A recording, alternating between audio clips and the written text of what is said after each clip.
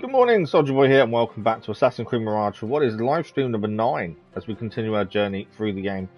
Good morning, I hope your week has started as well as you wanted it to. We're back this morning for 3.5 hours as we continue trophy hunting in Assassin's Creed. We are aiming for the Platinum Trophy. We had a decent morning stream yesterday of hunting for trophies. We got a decent amount done, but there's still more to do. We managed to clear 2 of the 4 areas. 5 areas, 2 of the 5, and we have 3 more to go. And on top of that, some other smaller trophies to do. We're leaving the combat trophy where you've got to be in combat for 10 minutes till last, or probably till in the wilderness. I just think it's a bit easier to control in the wilderness. You have to be in open combat for 10 minutes. That's one of the trophies. I think that's probably one of the harder ones because you can't kill anyone. You just got to keep dodging for 10 minutes straight. So, yeah, I kind of regard that one as probably a harder trophy to achieve, I think. But we shall see how we go. We are counting down the days till Spider-Man 2 releases, which will be Friday morning for an extra long 5-hour stream. That's the plan on Friday.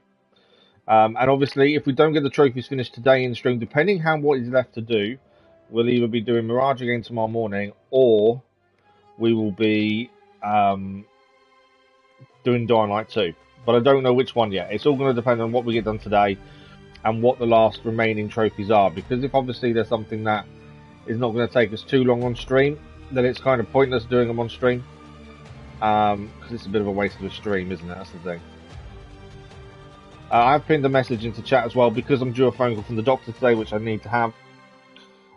We will pause the stream if the doctor rings during the stream. I'm hoping they don't. But I did mention this in the schedule video. The time they've given us is between 8 in the morning and 6 o'clock in the evening. So it'll be sort of all they ring during the stream, but hopefully they won't.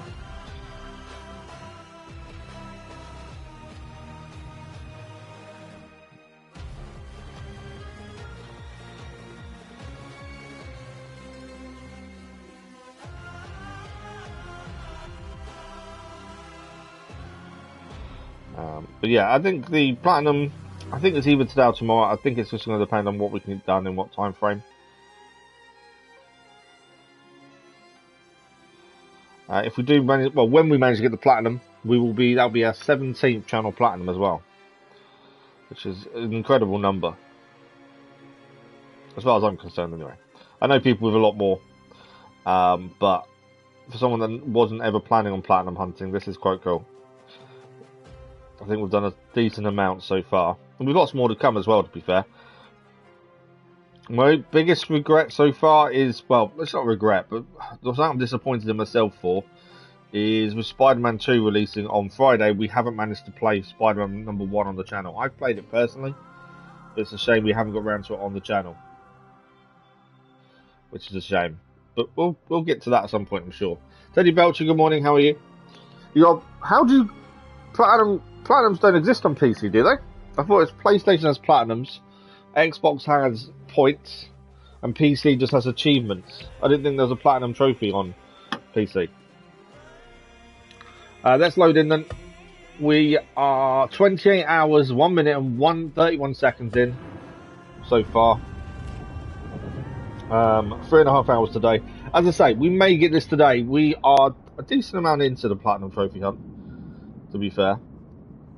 The things we have left is clear the areas, which is what we plan to do first thing this morning. Let's have a look at Not Earned. Unlock all skills. We need the skill points to unlock all skills. And maybe I'll unlock one in a second with 2 skill points. Fully explore all territory is simple. Bring all 7 lost books to Al Shahid. Again, we're clearing all the areas will give us all the lost books. We've got to solve an enigma. I think we should be able to do that. Fully upgrade all tools. We just need the things of that.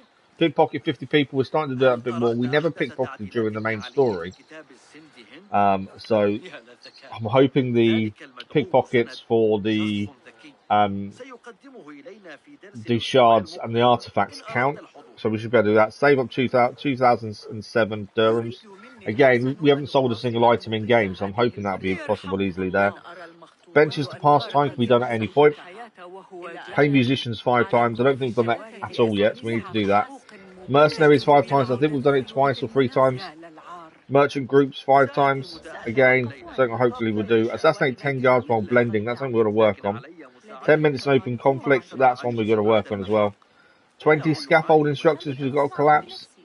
That one I'm a bit unsure. We haven't seen many scaffolding around, so we've got to work on that one.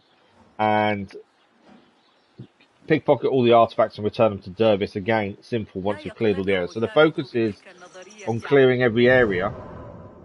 That way we kind of roughly know where we're at after that. So yesterday's stream we managed to clear all of Habaya and we cleared Odyssey. So now we've got Kark to do, we've got 1 enigma to do and 6 historical sites, and that's that done. Then we've got the round city, and once the round city is done we're into the wilderness. We did go to the cartographer yesterday and obtained 1 map for the book for this area in Odyssey because I couldn't find it anywhere. So we're looking for 1 enigma and historical reference. So historical reference is there. There's 1 there. We need to find 6 of them. We have been reading them all as well, which I've really enjoyed learning more about Baghdad. To be fair, there's 1 there. There's 1 there. There's 1 further up here, and there's our enigma next to 1 over there as well. And then where's the last one? Last one's over here. So we know where they all are. All the things we need for Kark. So Kark should be quite quick, and then from there we'll be heading to the inner circle, and then that will take it. We've got a few more bits to do there, and then the wilderness. So we'll try and obtain what we can as quickly as we can. We've got to keep a lookout for the scaffolding structures. It's something that I've not seen many of. We have collapsed a couple. I definitely haven't seen that many, to be fair. Right, this one's up in the air, so we'll try and go up and see if we're anywhere near it. So this historical one shouldn't be too bad to grab. It's on top of the building up there, so we just got to get across and up. And then from there, we'll head across the building, I think it is. This is the bazaar. We've been here a few times. Can't climb up that. Need to find a climbing point, really, if we're going to get any higher. I can't climb that. Okay, so I think we're going to drop down here. There is scaffolding just over here. That may allow us to get closer to being up. I say scaffolding. It's not the ones we can collapse, annoyingly.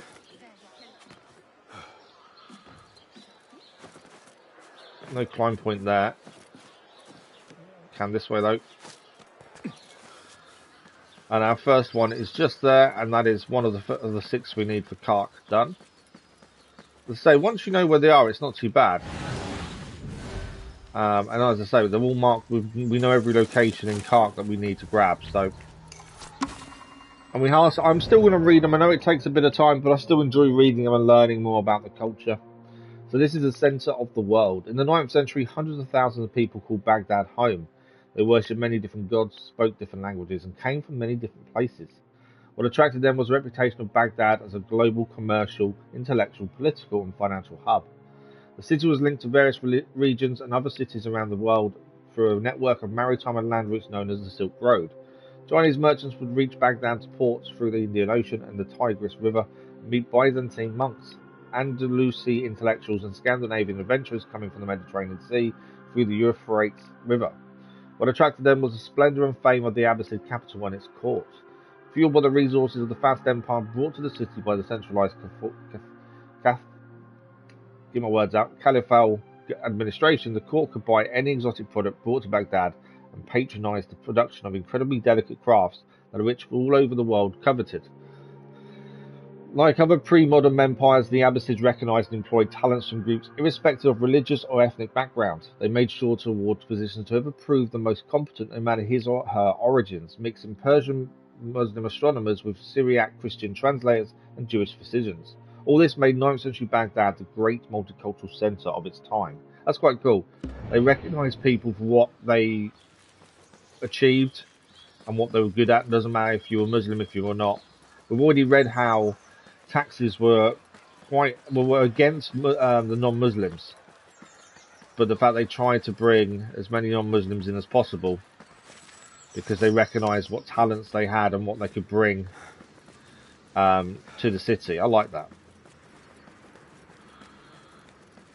Okay, there are guards here, so we need to be a little bit careful. So the next historical reference point we need, I've got a map, is this one here. I thought it was easier to run across the top of the building, to be fair. And now we're in a restricted zone. I don't want to fight if we can avoid it. I think it'd be pointless time waste if we fight. The 10-minute fighting, I'm thinking we find a camp, some bandits or something in the wilderness and fight them. I think that would be the better bet, mainly because it's just easy to control. So that's all we need just over there. How are we getting down from here is the question. Ah, just there. Handy pile of petals and leaves there for us to get into. Okay, what is this? Textiles. In Abbasid Baghdad, fabrics were everywhere, with doorways hung with curtains, hangings dividing private spaces from otherwise open colonnades, bare unpaved floors covered with mats or rugs, and halls through which marched richly clothed personages. This colourful decor was created in various production centres throughout the empire. Its skilled craftspeople adapted their creations to the means and desires of every part of society. For instance, most Baghdadi homes would not have been adorned with elegant, colourful rugs, but rather fibre mats woven of russet straw and undyed hemp. Their design was usually very simple, with few decorations save for 2 bands of stylised writing that expressed blessings and good wishes to their owner. As this is the case with the reed mat pictured here, whose inscription reads complete blessing and universal prosperity and continued happiness and joy to its owner. Some could nonetheless be quite elegant. The mats made in Tiberias and Abadan were described as softer than silk and could be folded in two as if made by cloth. Carpet making techniques and styles were perhaps influenced by the arrival of an increasing number of Gilman soldiers of Turkish origins to the city and its surroundings. Coming from colder regions, they might have introduced and popularised the use of thicker carpets or felts on floors in the home.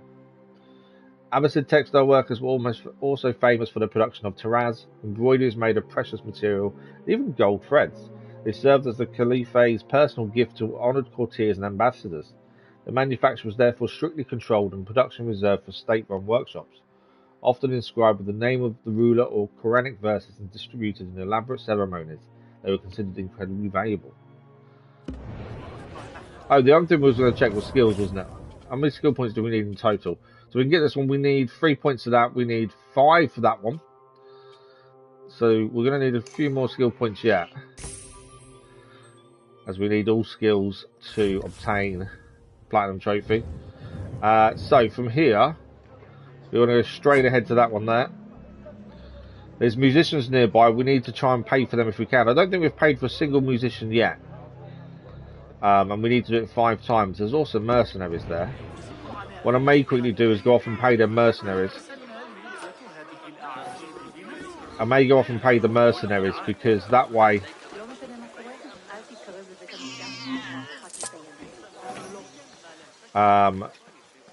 that's another one done. We need to do it 5 times in total. Just doing a few pickpockets as we go past people here because we know we need some. The amount we need in total is quite a lot. So where are the mercenaries here? I'm sure there are mercenaries meant to be here. Where are they? Oh, they're here. I have some good hunting. There we go. I think that's 3 times we've done them now. And we're going to try and do it. I think it's 5 times in total. So we are getting there with that kind of thing. It's just keep doing it as and when we can. Every time we see them, once it clicks, we know we don't have to do it anymore. Looking for scaffolding we can pull down as well. Hence why I'm not on the roofs at the minute. Scaffolding is something we struggle to find, I must admit.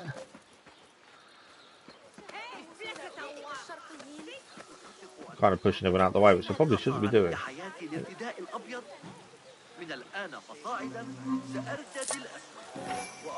It's really annoying that during the main story we didn't use pickpocketing at all, and then it tells unless it told us to, and then now we've had to use it all the time just to get this 50 done. Right, they should be straight ahead of us here. So yeah, we've not used musicians once, I don't think. Hence why we've now got to use them 5 times still. Here they are. Distract the guards. Music is always a joy to my ears. We live to play. And we are heading up for this next next information point. That's musicians done once. Where are we looking for this? It's there. And that's our next one. Table manners. Sharing meals and drinks was an essential part of life at court. For hosts, it was a way to display the generosity for guests to entertain a potential patron to enjoy a free meal. Therefore, displaying good table manners was supremely important for all as a way to demonstrate their social status and sophistication. In his Kitab al-Bukhara Book of Misers, Al-Jahi used short anecdotes to instruct the reader in proper etiquette. At the time, a typical feast at the court or in the house of a rich Baghdadi was held in a reception room where guests socialized, sang and drank until dinner was served. Everyone then ate from a communal bowl, pot, or large tray, sat on the floor or on a low table. Elegant glassware like this cup, whose inscription offers God's blessing to its owner, was a feature of such feasts. During the meal, one should show patience and restraint in his appetite, or risk being known as a pot picker, one who picks from the pot before it is served, or a fast pitcher, one who stuffs his mouth with bean stew, parsley broth, and meatballs before swallowing all at once. Wow. Exhibiting selfish or disgusting behaviour, such as licking one's fingers and then dipping them in the communal sauce, was a major faux pas. It still is now, to be fair. Licking your fingers and dipping them in the sauce, not good. Not good at all.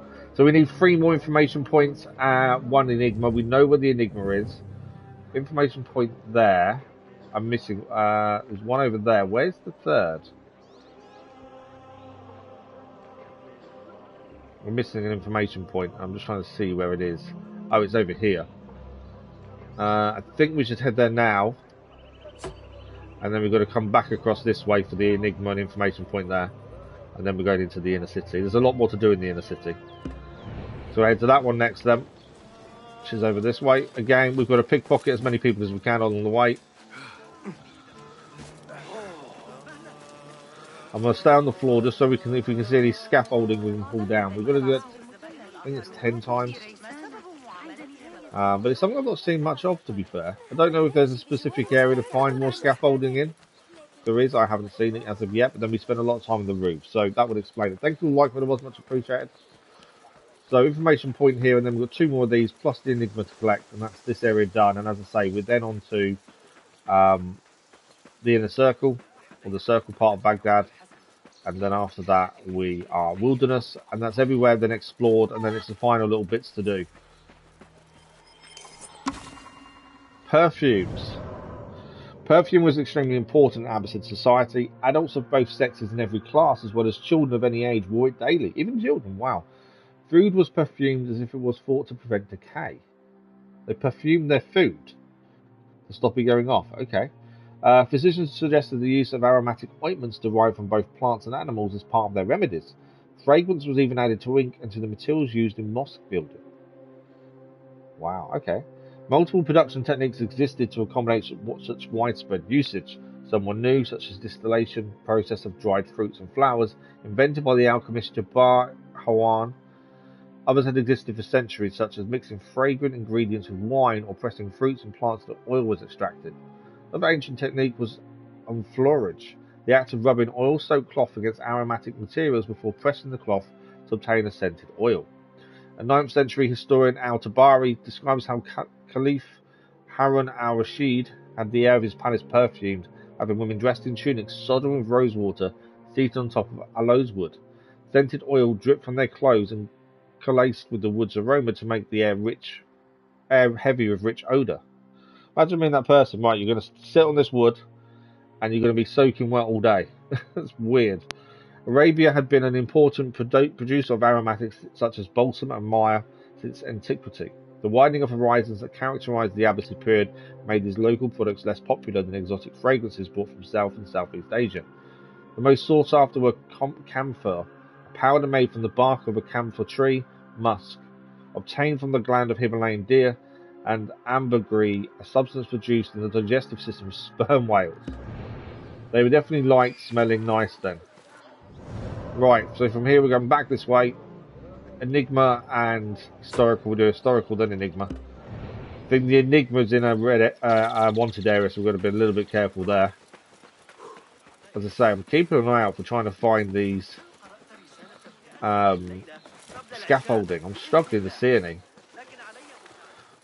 It's going to be a run around the city eventually just to find scaffolding. You'd think, consider there's a trophy for it, they'd be quite plentiful, but I'm really struggling to find any. Trying to go a different way to what we just went that way for the historical point, because hoping to see something we didn't see there. Do we need to cross another block of water here? We do. Do we? Yeah, we do. So we'll cross the water as we're heading that way anyway. Yeah, trying to look every way to see if there's any scaffolding pulled down. It doesn't. Well, the scaffolding trophy doesn't have to be used to hurt enemies. It just needs to be pulled down a certain amount of times. And we still got to keep an eye out for musicians as well. And pickpocket. I can't wait for that pickpocket trophy to be done.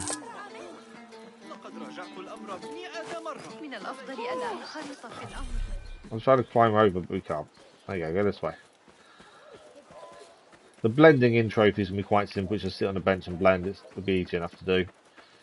So not worried about that one.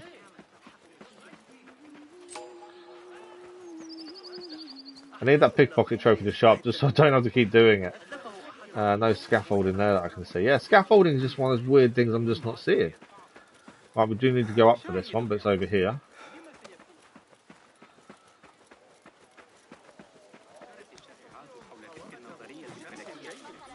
It's on top of here then. Climb up.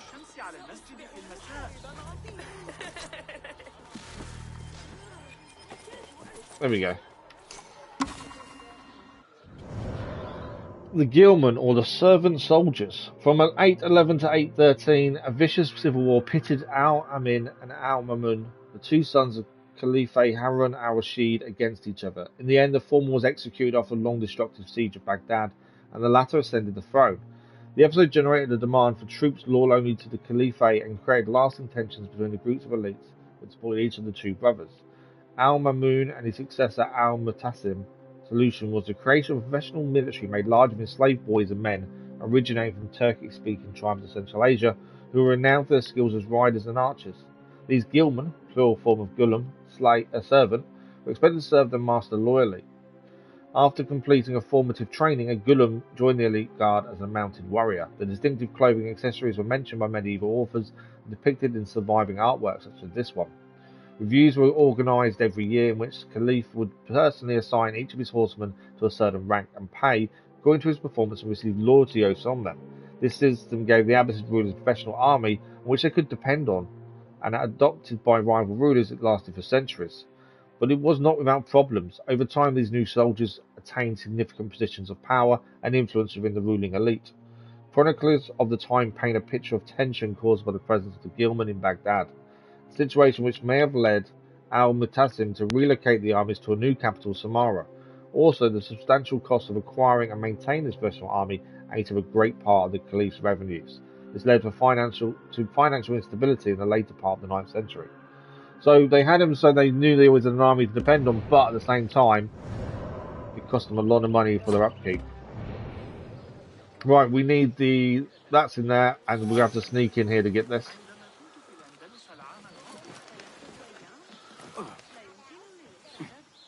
So we were here for a mission previously, and we were trying to get this, but it was over the other side of the compound while we were doing the mission there. So we've got to try and get this. It's above us here. Hoping it shouldn't be too bad to go and grab. Can I climb that wall? Can. Go somewhere else. I didn't actually mean to whistle there, to be fair. Hey. You didn't see me, I was never here. Told you. I was never here. Right, that's the enigma that we needed. So we've got one more place to go and visit in Kark, and then we're done here, and we're moving to the round city. I keep calling it circular city, but it's a round city. This bit we're heading to now is the port area, by the looks of things.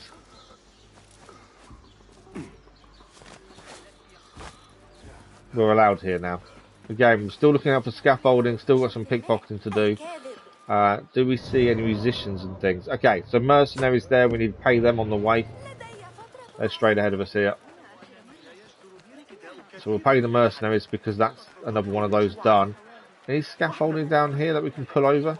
Just because there's lots of scaffolding around, I wondered if there's any loose ones we can pull, but not by the looks of things. So that's mercenaries there. I require Trophy achieved, Patron of Sellsword. First trophy of the stream is done. We now just need to do musicians and pay merchants. There is musicians there actually. Let's go ahead and do musicians. Merchants is something we've not done either. I've got to work out, I think it's just use a token on merchant to reduce their prices. I think, but I don't know for sure. We'll do musicians while we're here. It's the scaffolding I'm having trouble with. I just can't see any anywhere. Just struggling to find any. I thought scaffolding would be quite obvious, especially since you need it for a trophy, but yeah, I just can't see it. There we go, musicians playing. That's number 2, so we need to do 3 more musicians. I don't think there's any more coming up this way. No. But yeah, putting scaffolding over, I'm not sure about that. I'm hoping in the round city there'll be a bit more, maybe. I should be pickpocketing some of these people as well, to be fair. Okay, we do need to go up for this one. Apart from we're about to head into an area we're not allowed in. Off with you. But no, we're okay, actually. So we're here for a mission a little while back, so obviously we weren't allowed in for that. We're heading up to there to get that one. And that's this part, that's the Kark then done, and then it's just the round city to do. So that'll be the first area completed in quite 20 minutes. We didn't think it'd take long, to be fair, to do this first area. Then the round city we're going to clear, then the wilderness, and then we'll have a look what's remaining. We've now completed the trophy for mercenaries. We need to do musicians 3 more times, so we'll look for those as we're going around the round city. And we're getting there. Skills as well. We have got some side missions still to do because we picked them up yesterday after we'd already attained the trophy of doing 10. So side missions can still be done. Hopefully they'll give us the skill points we need. But then handing in the books and stuff, I think will give us skill points too. So we'll work on that. Baghdadi exports from Northern Europe to East Asia. Abbasid craftsmen were coveted and sometimes even copied by emperors and monks alike. Numerous objects created in the empire have been found outside of it. Their abundance testifies to the importance of commercial and cross-cultural exchanges at the time. Coins made in Abbasid mints figure prominently in these finds. Golden dinars or silver dirhams of stable weight and value were struck with regularity in Baghdad and other cities. Merchants' confidence in them was such that they were used well beyond the empire's borders, especially in Northern Europe, where few organised power centres produced their own coins. One Anglo-Saxon king offer of Mercia went even further than using them. He created golden coins that simply copied dinars struck by Caliph al-Mansur, complete with an Arabic inscription attesting that there is no god but God alone. One has been found in Rome and was probably offered by offer to the Pope. Quite an ironic twist. Glasswork was another popular Baghdadi export. Small and light glass pieces could be carried far away without much effort. Several examples have been uncovered in the Famen Temple of northern China and in royal burial sites in the late Silla period in Korea. One tiny black glass seal inscribed with Arabic script was even inlaid in the middle of a cross found in Ballycotton, Bogs of Ireland. It might have been added there to take advantage of the magical protection some Christians accorded to Arabic writing at the time. So a lot of items from Baghdad made it quite far afield then by the sounds of things. Finding it in a bog in Ireland. So that is Kark now fully cleared. So we're heading to the round city. Now in here we need 2 gear chests, 1 lost book, 1 enigma, 1 artifact and 7 historical sites. And then that's fully done. The interesting thing with that is what we need. Lost books will be the final one. No, it won't be because we've got the wilderness, to be fair. How much do we need in the wilderness? Lost books. Then we need lost books in there. We need artifacts. So actually, the last artifact we need is in the round city. Then we can hand those into Dervis as well.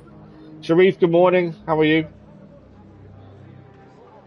What's the problem? There isn't a problem. What it is, I've got an appointment with the doctor today, and the booking time is between 8 in the morning and 6 o'clock in the evening to have this phone call appointment because I need to increase the amount of morphine I'm on. So I didn't want to pause the stream and not let people know that it's happening. We mentioned in the video we did, because I didn't want to just pause the stream because I have to answer my phone and no one know why I'm doing it. If that makes sense. So there's no problem. I just need to have this appointment, but I just need people to be aware the stream might pause for 10 minutes or so while I have the appointment. That's all. It's raining heavily where you are, is it today? It's not here. It's cloudy today, but not raining like it was yesterday, to be fair. Oh, you got Thunder and Lightning over? Yeah, so we haven't got that here. We're going to head to the shop here, mainly because we need to hand in a token to the merchants here that we haven't done yet. So we'll do that while we're nearby to one. We can restock at the same time, to be fair. So the round city is the penultimate place we need to go to complete. There are 2 merchants here. There is. Okay, might be able to double this then. So Good to see you. It says we need to pay merchants 5 times. I'm guessing this is reduce the prices. Can it So really that's be done you? once. How wonderful How to far? have So you we're back. getting there with the platinum. We've achieved 1 trophy already today. I'm hoping we'll get a bit more May I done see yet. your wares? Here's what's come in. Ammo's full, so we actually don't need to restock anything. Can I be of further assistance? No, you're all good. I could pay him the extra 2.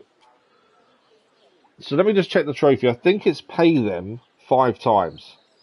But I want to be a bit wary of doing it too many times for one person. I don't know how that's going to work. Pay merchant groups 5 times. Merchant groups. Does he count as a merchant group? I will see you later. Safe travels. Or the maskers? Yes. The main story is done. We're now going for the platinum trophy. Okay. No, we haven't. We've only done 1 merchant, so we're not actually meant to pay traders. We're meant to pay the merchant groups, which are these groups of people 5 times. We've done them once, from what I can remember. But now we know that. That's not too bad, to be fair. I wasn't too sure what we needed there. So we'll head for this historical point, and then we'll aim to go inside the Mazalim court and try and get this gear chest. And that's that one done at least. Is there anything we don't know that I can now see and mark up? Because there may be some stuff we haven't seen. Like there isn't. Do we know what the artifacts and enigmas and stuff are here? That's the question. We know we're going to go in here for gear chest. But yeah, historical point first. We'll go for the gear chest and then go from there. As I say, my only issue here is scaffolding. We had not seen scaffolding anywhere, and we need to pull down a certain amount. So yeah, the main story's done, Sharif. We're now trying to get the platinum trophy, which can take time, can be a bit frustrating, but I think we're making good progress, which is the important thing. Education system. Education at a rudimentary level was accessible to most boys and girls in Abbasid cities. While elite members of society would be taught by private tutors at home, less fortunate children of 6 to 9 years of age would attend the Kitab, place of writing, a school usually located in a mosque. It was run by a male teacher whose wage was paid directly by the parents or subsidised by pious endowments in the case of destitute or orphan children. Wow, okay, his parents paid him directly, wow. His job was to teach the children to read and write by copying verses of the Quran on any surface he could find: paper, clay tablets, even sand. Some elements of arithmetic and basic religious duties such as rules of ablutions and prayer were also taught. The most valued achievement of any Kitab student was to memorise and recite the 6,348 verses of the Quran. Wow. So the biggest achievement at school and in education was to recite the 6,348 verses of the Quran. Wow. A feat that would merit the child an award and even an honorific procession through the city. Most children did not pursue their studies after elementary school, but adult classes existed and could be attended by anyone willing to listen. They involved lectures on subjects like Quranic exegesis, law, theology, logic, or medicine.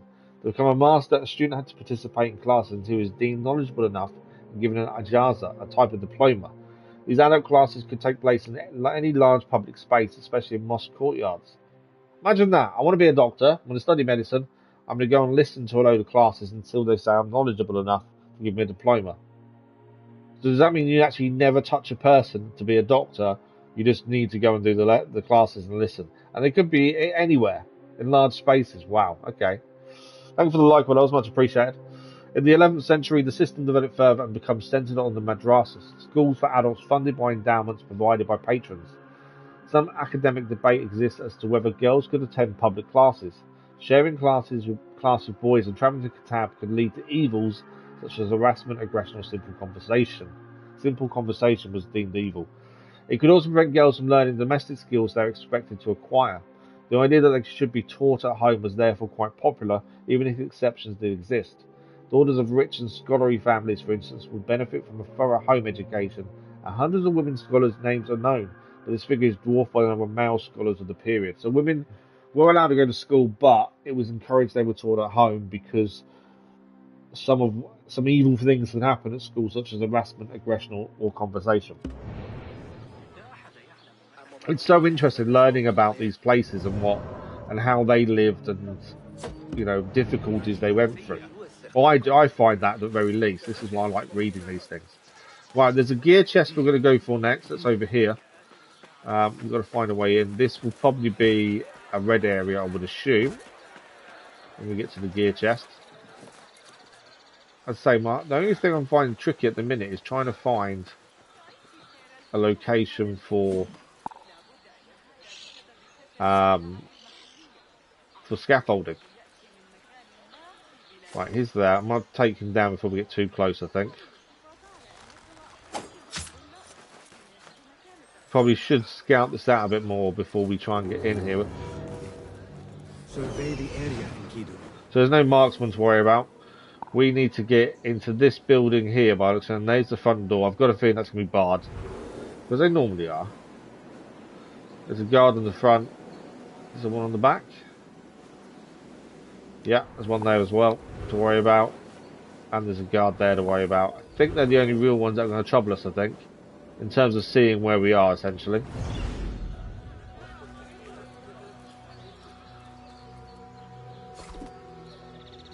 Theory, if we can get a headshot here. I missed. How did that miss? I had it perfectly on him.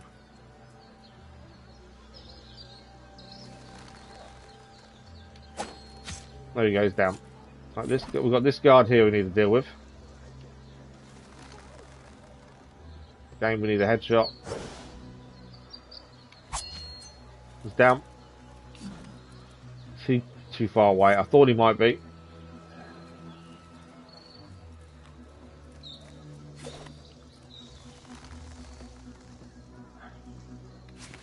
Right. He may not be a problem if he's too far away, to be fair.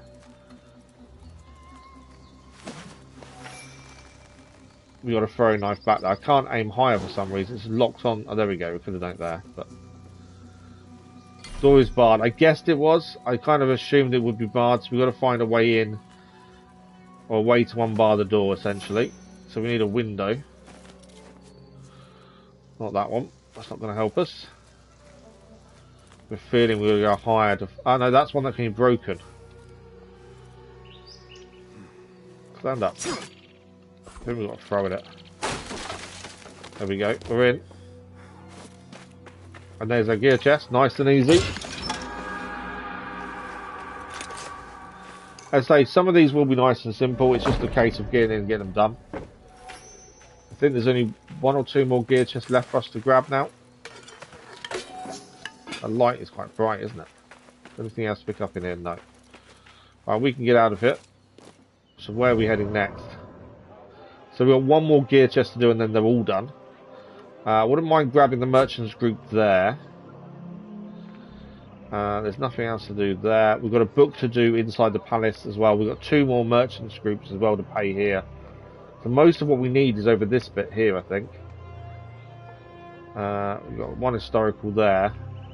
Yeah, most of what we need is over there. Musicians are the other thing. We may have to just pop to a few areas of musicians nearby at some point.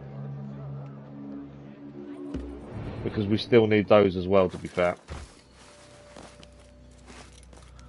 Can I get across anywhere here? I think my only way of getting back across is the way we came up. Shouldn't be too bad. The wilderness, I think, is going to be the hardest area to do because it's so open. It's going to be a lot of camel riding to find the things we need.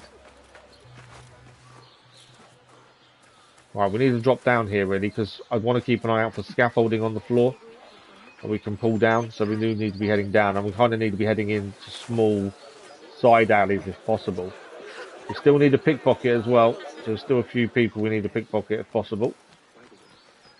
But yeah, we're going to try and do this merchants group because we need to do those 5 times. We've only done them. We may have done them twice actually, because I think we did one during main story. There's some scaffolding we can pull down. As I say, it doesn't need to be against soldiers. You just need to pull it down. So that's one done. I don't know if it respawns. If it does, well, I'm never going to find it again, to be fair. But if it does respawn, we may have to try and find it once more.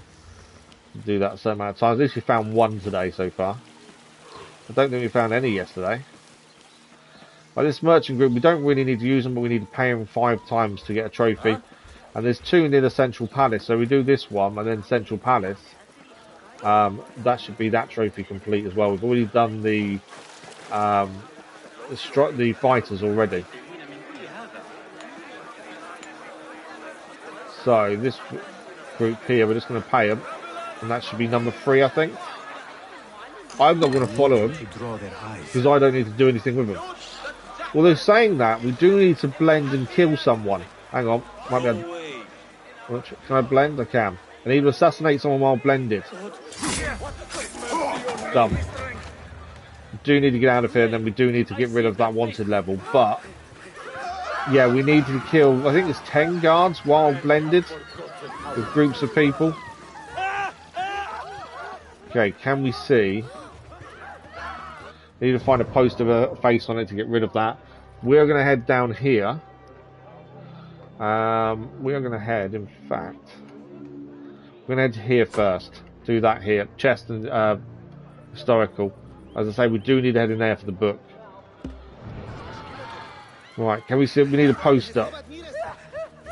Sooner rather than later would be nice. Before I get too many guards after me. Oh, there's an artifact here we've got to do as well. Can we see a picture though? Yes, we can. Just there. Please don't many guards nearby. But yeah, we need to, what we just did, we need to do a certain amount of times as well, is assassinate people while blended with a group. Right, this should be the last Dervis artifact, so we can hand these in at some point, once we get this last one. I can collapse that. Oh! I just killed a load of innocent civilians doing that. That wasn't intended at all. Where's my artifact? Over there. Yeah, I just killed some civilians.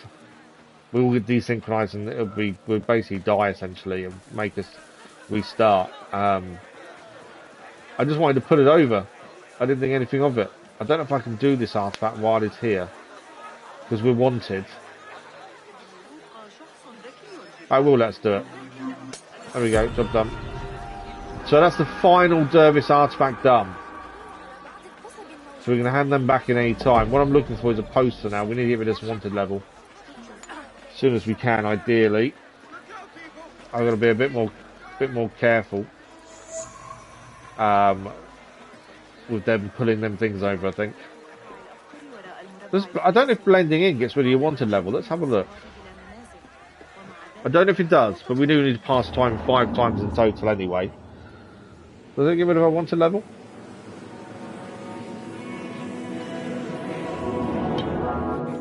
It does not. Okay, that's annoying. I was hoping it would. Poster just here. Yeah, we'll try not to pull them over on people again. We do need to pass time 5 times as well. There we go, there's a poster.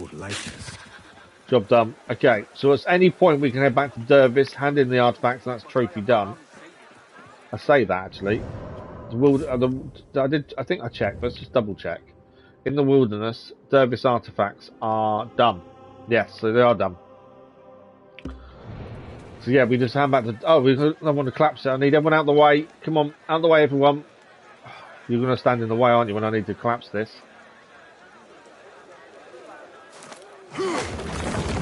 Yeah, avoided everyone. Job done. I think that's number 4, maybe 5 tops. I think we need to do it 10 times in total.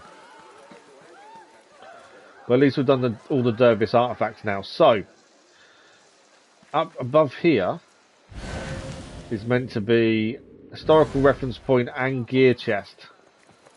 Obviously, we need to find a way in. Oh, and there's a book. Oh, no, there. Now, wasn't this... Is this a house we were doing something to in the story, I think? I need to head up, essentially.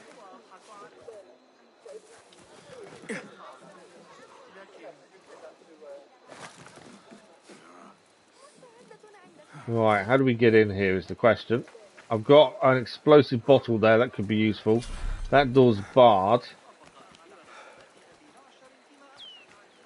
Okay, if that door's barred, and we meant to throw an explosive bottle in somehow.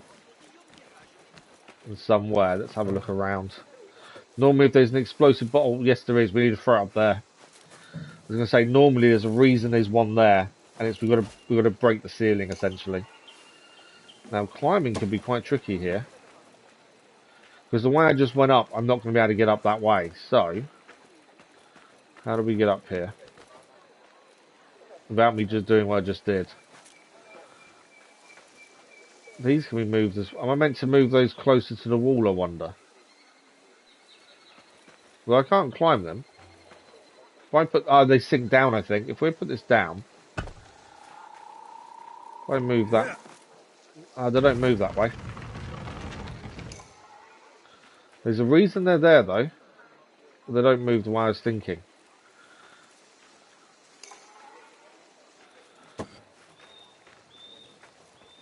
So you can hop up a certain point, but you can't jump as if you need to grab something. There's definitely something we've got to do with those, because they're movable, and there's a reason they're movable, but it's, what is it? Oh, I think I know. I've just figured it out. So there's a box here. So we can jump to the box, and then use these to step on. We just need to make sure they're a decent distance apart. I don't know what the distance is. Let's try that for a sec. Come back. No. It's too far away, I think.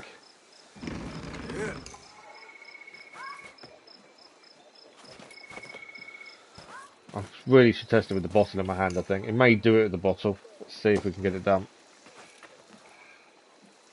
No. Surely it doesn't be fully... It looks like it's going to be dead against it.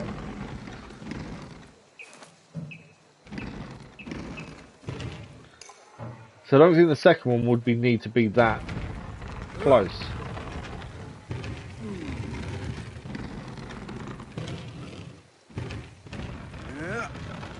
But even now, I'm not sure that's going to make it to there. We'll see. Quite an interesting puzzle to try and solve, to be fair, this one. That's too far away, but then any closer I can't see me making the jump across there.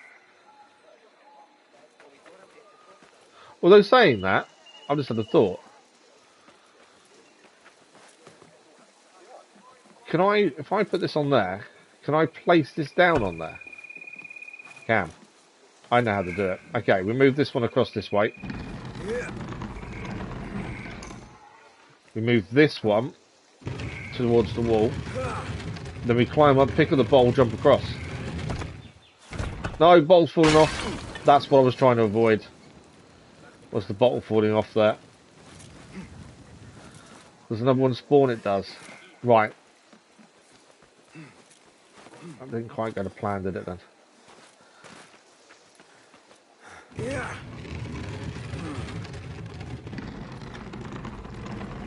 I think this is what we need to do. It's either, I don't know if it's, I'm doing the right thing. I'm guessing I am.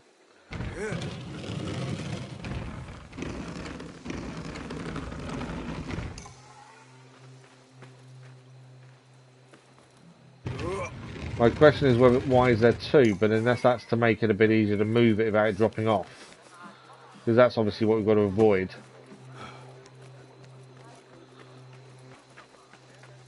Let's see if this works.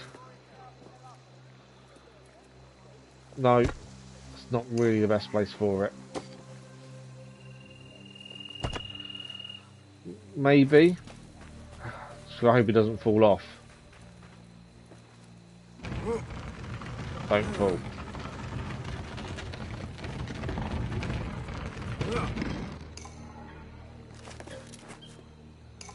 So you may have it. If we can jump across now, there we go. That's all we needed to do.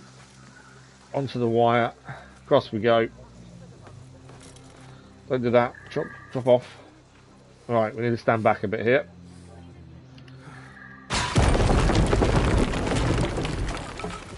Job done. We can get inside.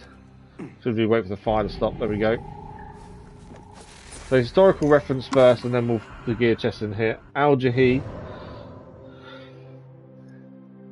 Abu Uthman al-Jahi, the Bug-Eyed, was a prolific 9th century writer considered to be one of the finest authors composing of Arabic of all time. Born into a poor family of a black Cameleer, his witty writing style attracted the attention and patronage of Baghdad's high society, which he proceeded to delight and satirise in more than 120 books.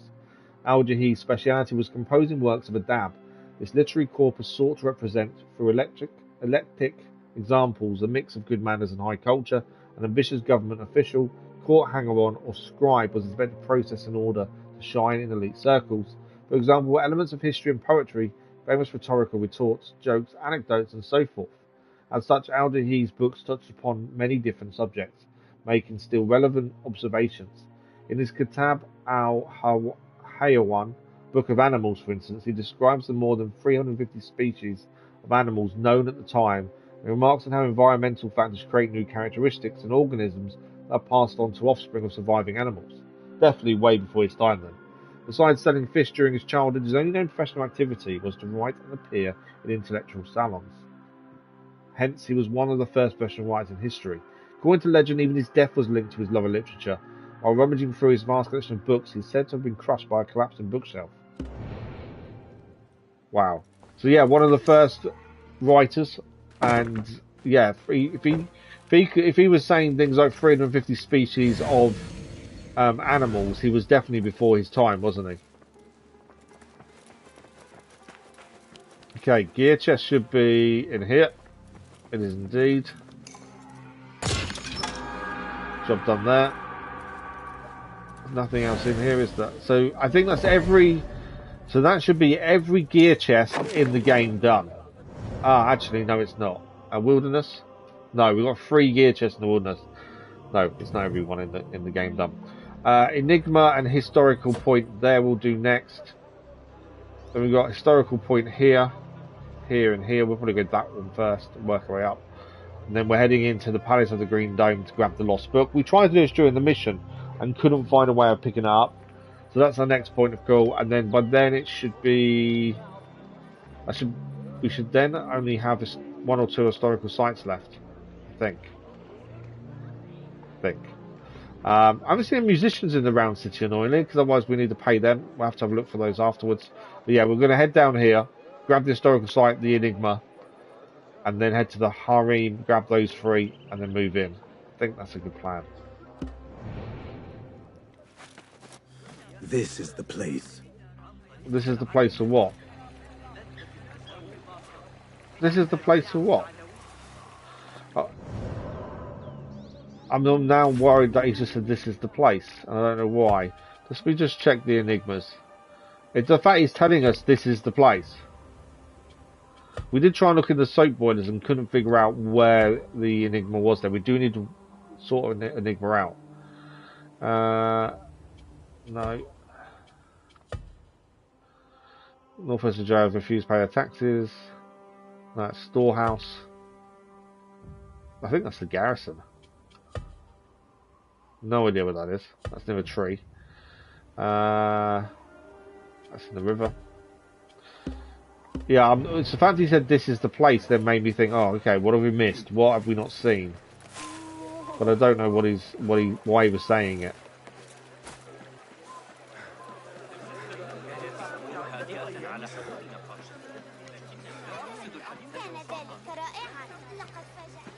Okay.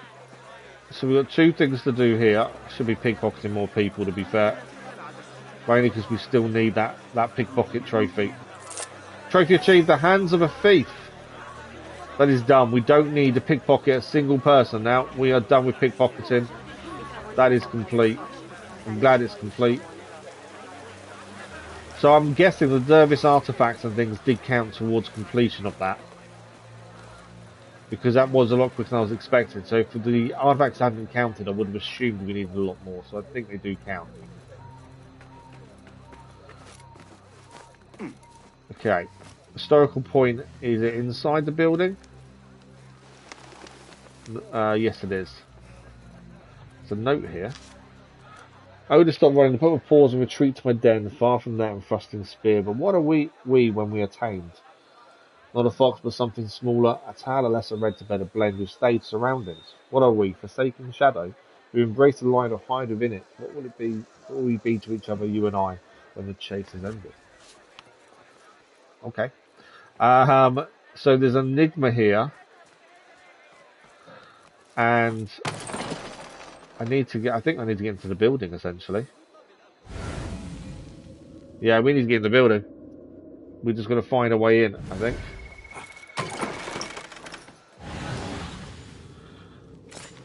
Do we need more daggers?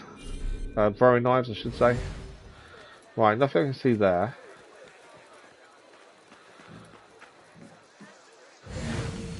There's a window there that's barred, so we can't get in that way. This is the house of the lady that helped us, wasn't it? That's why there's poetry there. So we've been in here before. But we need to get upstairs. There's an historical point here as well. There's also an enigma. Can't go. I can't go in the doorway. Okay. So although we can get in a house, we can't go in the doorway. It's never going to be that simple. But we're here in the main story, I believe. Right. How do we get in there? I would guess this isn't a way in. Oh, there's a window there, so we can. Okay, we can throw the knife at the barred door there, the barred window. Now we can go onto that window, and that would enable us to then get inside.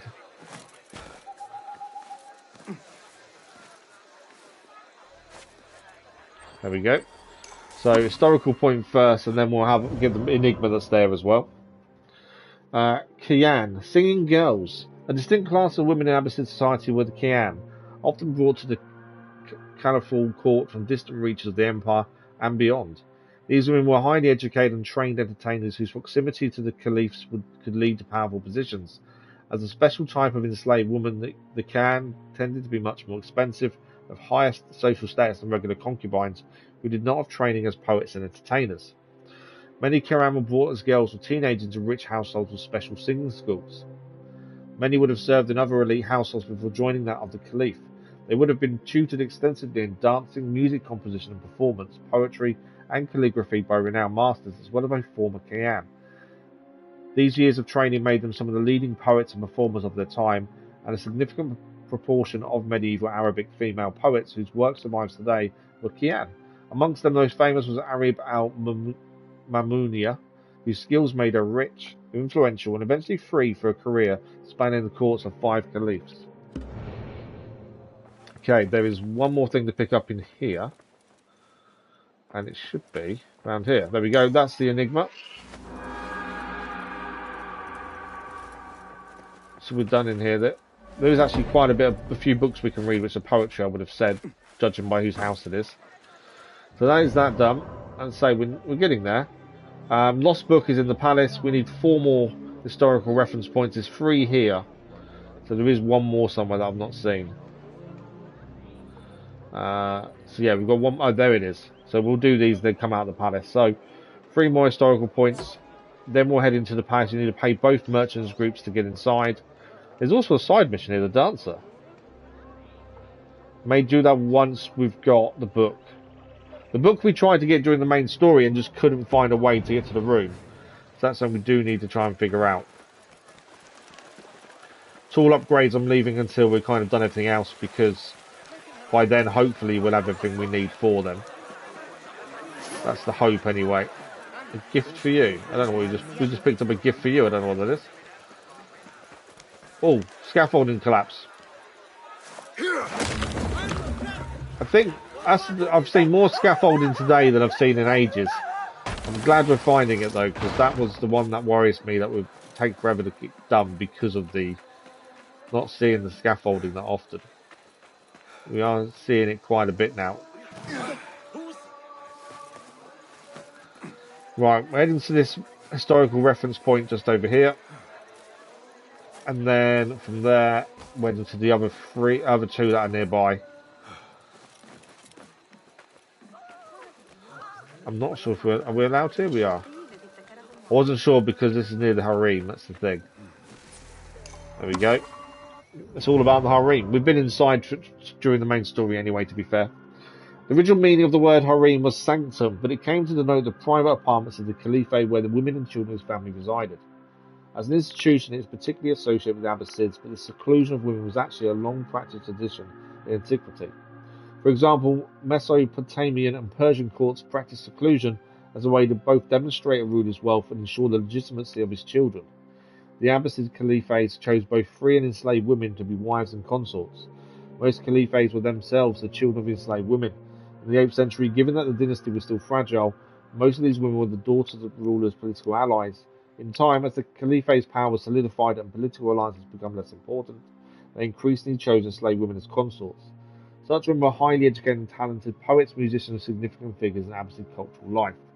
Wives and concubines all lived together in the harem with their children. The unmarried, widowed, or divorced sisters of the Caliphate and his mother.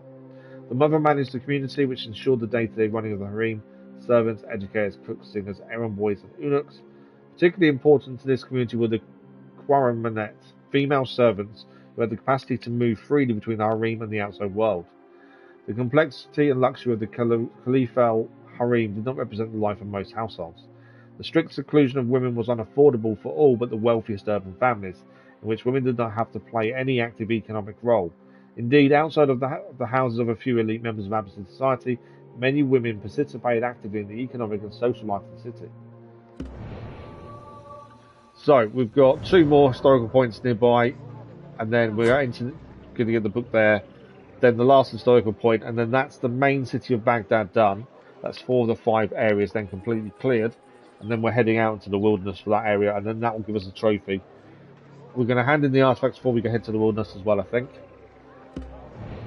But there's still a fair bit to do. I don't know if we're going to get the platinum today or whether it'll be tomorrow. I kind of thought we may get it today. It's going to depend on a few things and finding a few things, I think. Like the scaffolding, although we've done really well so far today. Gardens and power. Since antiquity, gardens have been a way for rulers to demonstrate their control over the environment. As such, impressive caliphal gardens were the worthy successors of Babylon's hanging gardens, ancient Persian enclosed parks, and the villa gardens of ancient Greece and Rome. Abbasid gardens continued the practices established by ancient rulers and by their early caliphal predecessors in historic Syria, Jordan, and Iraq. The Abbasid Caliphates built enormous garden terraces whose functions and meanings range from the practical and agricultural to the pleasurable and ceremonial. They transformed this environment into a fertile landscape of cultivating a great variety of trees, such as date palms and many delicious and fragrant plants. The vast rectangular garden terraces feature pools, fountains, and garden pavilions, encircled or divided by water channels and walkways. Gardeners cultivated a wide variety of flowers and aromatic herbs brought from every corner of the empire. Gardens were carefully staged areas enclosed by walls and planted with trees that offered protection from wind and sand, and boasted sophisticated hydraulic systems that managed precious water while also artfully displaying it. That was my thinking. To have really big gardens in Baghdad in the desert environment would be quite difficult, but it seems like they were quite ahead of their time when it came to making sure everything was watered effectively and protected from the sun as much as possible. Abbasid gardens were settings for special ceremonies such as caliphal audiences, military celebrations, and poetry contests. They were meant to impress allies and rivals, perhaps especially the Byzantines. Some understood such gardens to be a metaphor for the divine order of the world and as earthly counterparts to the heavenly paradise promised to all Muslims. The gardens were a sign of power then as well. We've got one more historical bit nearby here, and then Palace we're heading in. We've got to pay both of these merchant groups before we head in, because we need to pay either 2 or 3 more to get the trophy for that. I think paying them 2, one of them we'll use to get in ourselves anyway. We can actually fast travel to the top of the dome. I don't know if that's going to be an easy way of doing it or not. Obviously, we then have to work our way down. Powers of the Caliphate. The Abbasids hold over their empire, and much of the Muslim community came from their claiming of the title of Caliph. The Arabic word from which derived Khalifa means deputy and successor. In the context of leadership of the Islamic community, it meant the legal successor of the Prophet Muhammad. Caliphates enjoyed vast political and military powers. They raised armies, levied taxes, nominated judges and administrators, and negotiated diplomatic agreements. But their authority was not boundless, and they required the cooperation of local elites to ensure that their orders would be carried out. Also, while the Caliphate's power was theoretically sacrosanct, the democratic principle in Islam that upheld each individual's right to practice her or his faith meant that caliphal decisions could be challenged on the grounds they did not obey God's law, and many were. So although they were effectively in charge, you could challenge whatever they decided to do. And many were challenged and lost. So they weren't ever a complete rule. There was always this chance you could be challenged, especially if it didn't obey God's law. That's quite interesting, because you kind of see them as all-powerful, but actually they're not. Okay, so as I say, we need to pay these 2 groups over here. Whether I don't know whether to use them to get in or not, but they're the 2 we need to pay. So we'll go there now. 2 trophies done so far today. So we are. Oh, this is a red area. Let's not just walk straight into there, shall we? Since we're not allowed in there for a start. There's me just walking straight in thinking, oh, we're all good, we're all gravy. Not quite. I need to get to the groups that are over there effectively, don't I then? Right, there's one guy there. Telling us to move.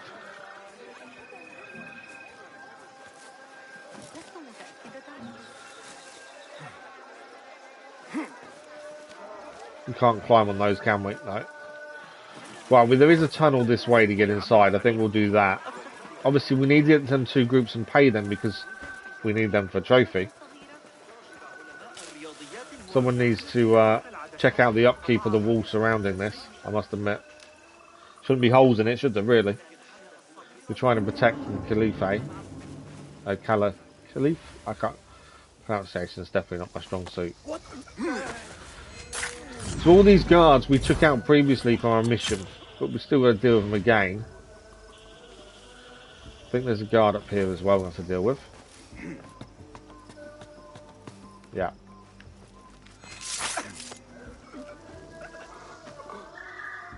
Him taken care of. As I say, we have been here because of the main story previously.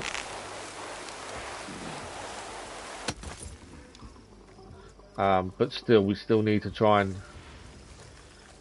get back in again just for this book. As I say, we did try and do the book previously and just couldn't find a way to do it. So these groups of people here, we do need to pay, and they can walk in with us. But I've got to obviously wait for that guard to move.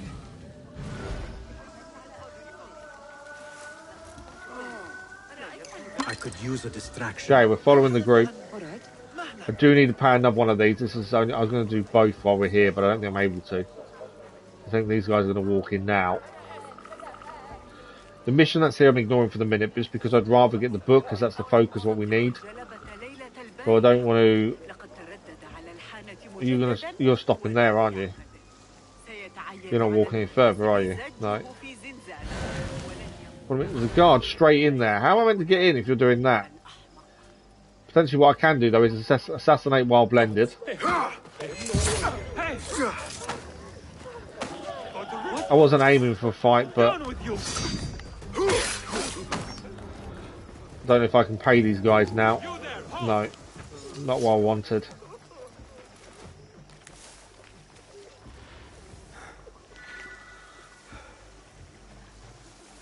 I want to pay the other group, because that should be a trophy in itself. We do need to get high, which shouldn't be difficult. finding out where this book is. It's going to be the hardest part, I think. But that should be a blended kill. Keep calm. As I say, we need several more blended kills. Might try and do this guy while blended as well. I think it's 10 we need in total, to be fair. I don't think we're going to be blended enough. Are these guys actually going to walk in this time? The last group only went to the outside. Please walk in. They're not walking in, are they? No. Not here, are you? But I will find you. Assassinate while blended. There we go. So that's another assassination while blended. As I say, we need a few of those anyway. I'm starting to think I should have just gone in via up top. Because there is a viewpoint up top, we could have gone in that way. There's 2 people training here. There's a guard sitting down there.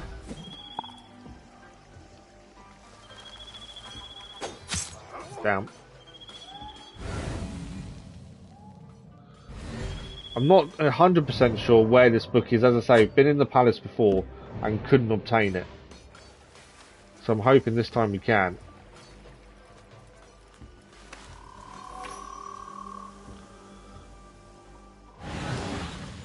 Right, there's no way in this way. Come and climb up here, we can.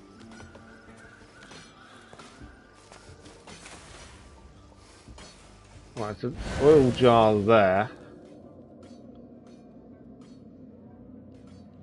Several guards around that way. Not here though. By looks of things. There's a gold chest here. They normally just restock throwing knives and things. Just one. Okay. So this bit was part of a mission, wasn't it? So that would be why there was people here before. I can pull this one scaffolding down over here. This was part of the mission when we were here originally, to be fair. That's another one done. I don't know. Can I get any? There's a doorway there. I don't know if it's unlocked from when we were last here. It is. Oh, that's a bonus. So the doors we unlocked when we were last here are still unlocked. There will be guards to deal with though.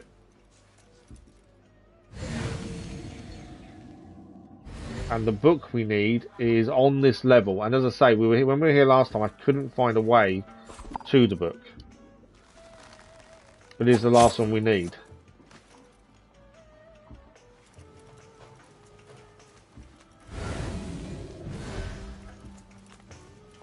So let's see if we can find the way to the book and take down all the guards while we're here, I think. So the book is here.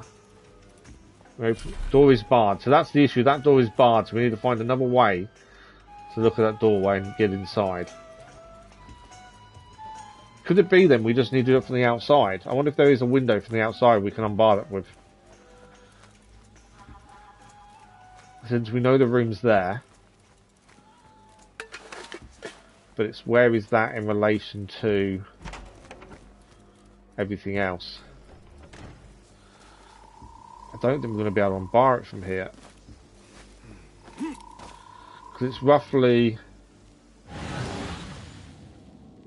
it's that room there, isn't it?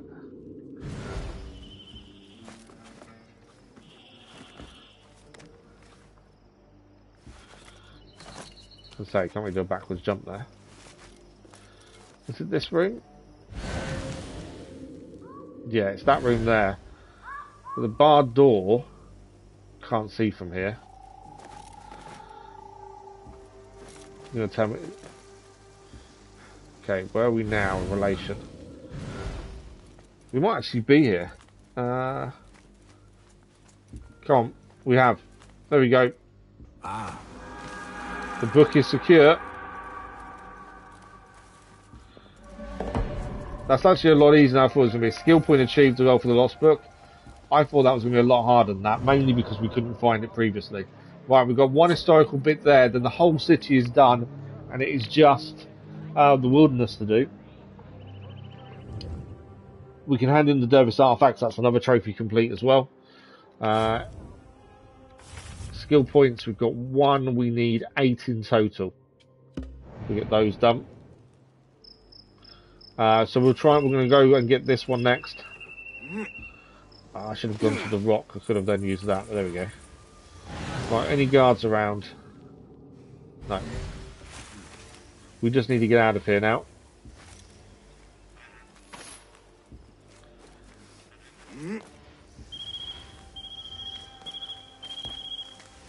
Any guards? There's no guards, man. We're laughing, really, to be fair.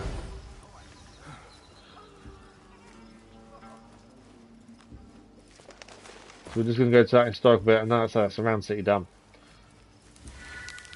It's been a lot easier than I was expecting. It's kind of think we've done really well with everything so far.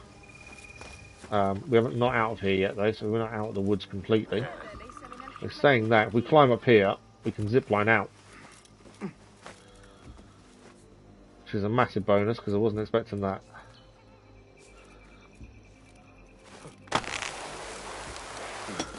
Nice. Right, we're just going to get this last historical point that's nearby. The wilderness, although it's the wilderness, and obviously there's going to be lots of empty space, I think it shouldn't be too bad, mainly because we can use Enkidu to try and spot things where possible. Animals at court. In addition to its many human residents, the colourful court was home to numerous animals, coming from every corner of the empire and featuring in public as well as private settings. They symbolised the Caliph's power and generosity. Enthralled ambassadors were received in the capital by silk-clad elephants, while shiny thoroughbred horses were ridden by the Caliph in his public appearances. Zubaydah, wife of Caliph Harun al-Rashid, even had a pet monkey which he dressed as a general. But no animal features heavily at court as the hunting falcons of the Caliphal falconry grounds. Since antiquity, falcons have been linked to gods and kings in the Persian culture, which influenced the Abbasid court. Through their graceful flight and deadly efficiency, they were associated with various heavenly beings, protecting good and resisting evil. Setting them on the eve of battle or using their feathers on the weapons was thought to bring supernatural protection. Training them was therefore a way of harnessing divine help and cultivating legitimacy. Caliphals also used falcons to hunt, as well as in public demonstration of skill. They devoted huge resources to acquisition and maintenance. Elaborate hunting expeditions provided full-time employment to a vast number of organisers, trainers, veterinarians and assistants working under the supervision of Al-Baza, Master Falconer, one of the main officers of the court.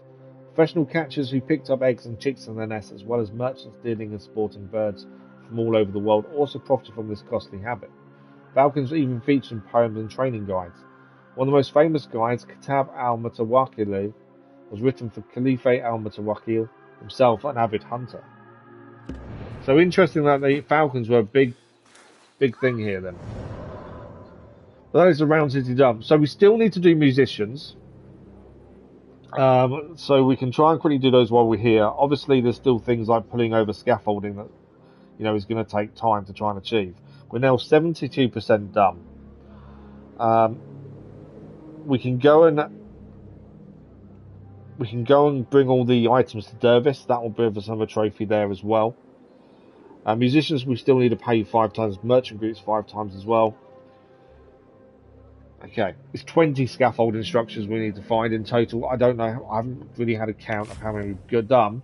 What I wanted to check quickly while we're here is materials. So we need 2 lots of 150 to upgrade the final tools. So that needs to be a lot harder, though we can pay real money for them, to be fair. Not real money, but dirhams, but we need the 2007 first. So let's fast travel to see Dervis. Reason being, because we can hand in them and see if we get any skill points for that. As we... Oh, I can't fast travel there at the minute. Drop down. Can we fast travel now? Yes. So we're handing them to Dervis, and then we're going to travel into the wilderness to look what else is left to do there. One is the Town of Baghdad. There's several bits in the wilderness we've had no reason to go to throughout the story. So it'll be them kind of areas we're going to go and check on. Let's mark up the Dervis mission. As I say, that is the final. That's why we're here, to just do Dervis. We might as well jump down, to be fair, rather than mess around there. But yeah, we need to find musicians and merchants to pay. I've got a wanted level. I didn't realise I was still wanted. Oh, that's on the blended assassinations, isn't it? We need to get that poster done. Ideally, before them guards see me. There we go, we're good. Right, where is Dervis?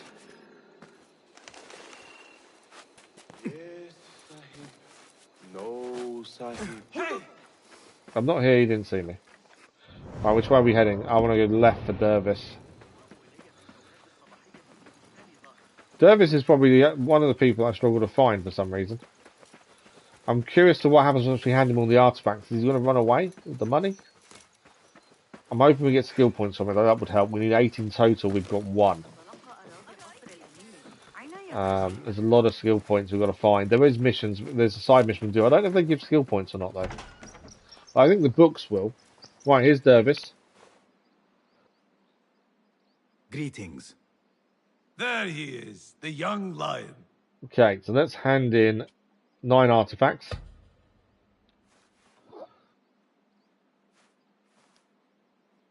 You have been a fine treasure hunter, Basim.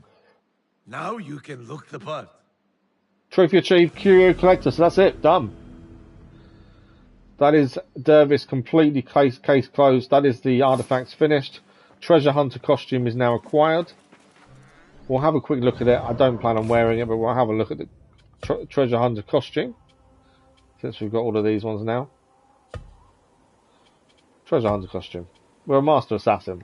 I don't do cosmetics generally, so that's what we're wearing. Did he give us anything else? No. Okay. See if there's anything near him that we can use. No. So, in the wilderness, we still need to do 3 gear chests, 2 enigmas, 6 historical sites, Tale of Baghdad, and something's missing, which I'm guessing is a book. So we have been over this way, found a town over there. My thinking is we're going to be looking south. Is my thinking, because there's a mission there. We'll go and do that on the way, actually. But all this area here we've not really been to. So if we fast travel to this viewpoint here, oh, we can pay the merchant group there as well. So that could be a trophy nearly done. If we pay both, that would be a trophy done. But yeah, let's fast travel there. And then head south and see if there's anything that way. We can use Enkidu as well to try and have a look around. But we'll pay the 2 merchant groups first, as they're there. I don't think we're going to get much of the scaffolding done while here, though. Merchant groups we can. As I say, that'll be another trophy. So we've done 3 trophies so far this morning. We are getting there. I think we're doing well for time-wise as well. I think we've kind of done it at a decent pace. Hey, what? These are the ideal people to use as well to assassinate while blending, to be fair. Can you divert their Trophy attention? achieved, Patron of Industry. So we've done the trophy for paying these guys enough times. If we can do an assassination while with them, that's an ideal one. That's another one towards that number. I don't know if we're going to see any soldiers here though. No, they're just walking in a circle, aren't they? We do need to do the fighting for 10 minutes. That's something I'll work out the way to do that. I think that's going to be real annoying just to stand there and fight for 10 minutes straight, but that's something we've got to do. Kind of leaving that till last for that reason. Are we going to see any soldiers here?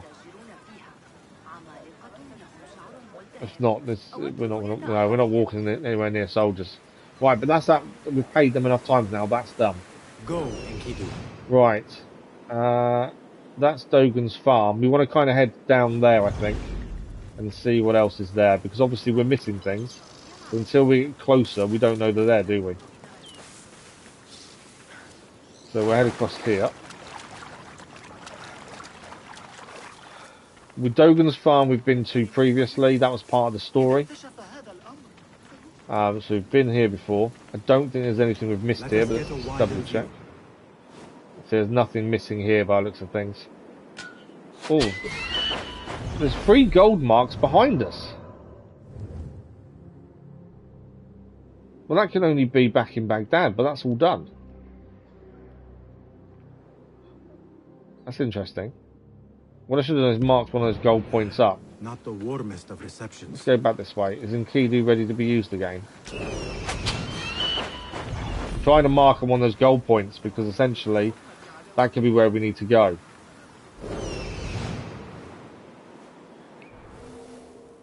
So I want to mark them up and just see where that is on our map.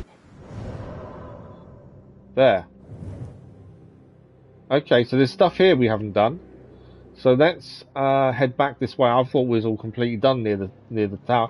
To be fair, we probably haven't come out that gate that much. So to be fair, this is fairly easily missed. It could be an enigma, it could be a gear chest. Well, I'll go and have a look. I thought everything was going to be further south, but obviously not. There's only musicians nearby, because we still need to pay them. Yes. Do musician first, and then we're heading for the gate to kind of see what that is. Since there's a musician here, we'll pay them.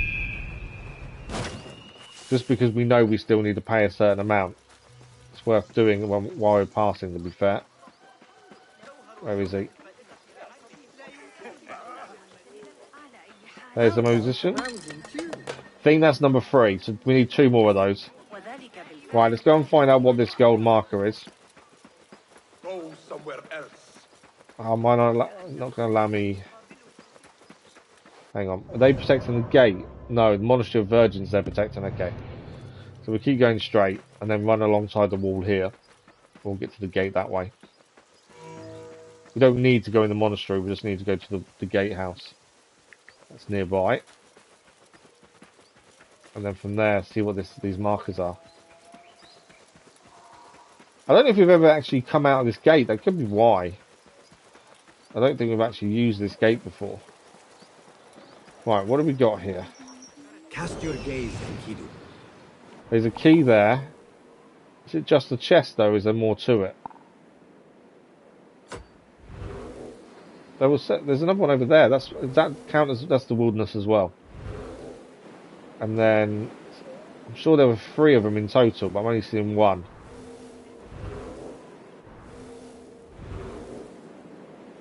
So that's wilderness over there. Then the gates. I don't know what this is though. That's the only thing. There's a lot of guards around it though, including a key we need to achieve. My thinking is it's going to be a gear chest. No, it's a book. It's now showing up what it is. So it's a lost book. There's the guy's key we need. How close can I get to him before I'm going to get in trouble?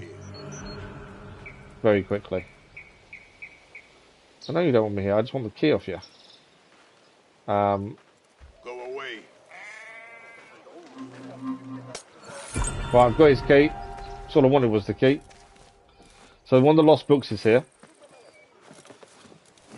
So that's important. I'm going to need to kill a few people, I think, to get in here. Whatever's going on, I'm ready. I don't think anyone saw me do it, at least. Don't go down. What do you think you're doing? Nothing. I'm invisible, you can't see me. Kind of doing this in front of the guards, but I wasn't planning on that.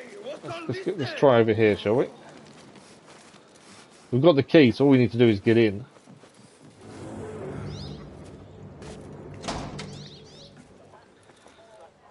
Right, where's my lost book? Took 2, but I got him. Right, lost book is there. Got you. That's job done. That's all we needed from here.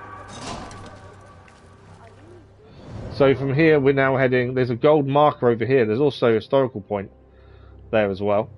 So we'll head there. I thought we'd have to go a lot further afield to get these, but actually no. We've got a skill point picking the books. That's 2 skill points. We need 8 in total. So we get the last remaining ones. Okay, and I'm pretty sure there's a gold marker here as well, although it's disappeared a little bit there. Why is it not showing up now? I'm sure there's a gold marker there to look at.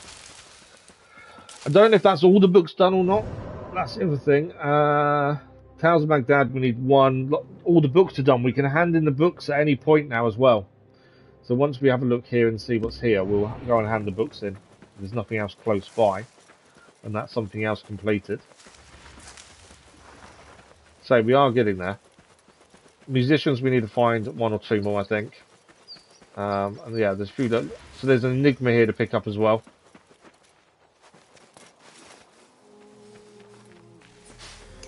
What is this place? Death and Afterlife. This is a cemetery. Death and Afterlife. In time, rituals inspired by Prophet Muhammad's life started to coalesce into a distinctive Islamic burial rite practiced all over the empire. Unique element was a relatively short mourning period of only a few hours. In a small amount of time, the body was washed in houses or mosques on an uneven number of times with perfumed water. Depending on the financial resource of the mourners, the deceased person was dressed in either a dedicated mourning shroud or a clean cloth, wrapped an odd number of times with the best available cloth used for the head. Finally, the body was carried to the cemetery in a procession, bringing together family members, friends, and neighbours. They laid the deceased to rest on their side, facing Mecca and the eventual judgment of God. The prominence of odd numbers in these practices was related to the signifying the oneness of God in Islamic theology. Every one of these steps was linked to the perception of the afterlife. Those who passed away were believed to be awaiting a day of judgment, which would appear in a state in which they were buried. Then would be decided their eternal fate, either in Jannah, the final abode of the righteous, or heaven, or in Jahannam, the place of punishment for evildoers, or hell. Of course, his view of death as transitional did not prevent feelings of sadness. Abbasid cemeteries are full of family members visiting their dead loved ones, offering poems, prayers, and small tokens of affection or memorabilia. As I say, there's an enigma nearby as well. So I'm pretty sure that's all the enigmas now picked up. Is there anything else nearby? There's a key there. Why is there a key there and what's it for? Because nothing is showing up for why would there be a key there. No gear chest or anything. I kind of like picking all keys up because you never know when you're going to need them. What is... Obviously, cemetery's there. What's that bit over there? What are they making? Curious to what they're making over there. The reason being, obviously, enigmas. We've had a couple. We've got to solve one enigma for a trophy. What see you, and I was curious to what they're making here. I don't know what that is.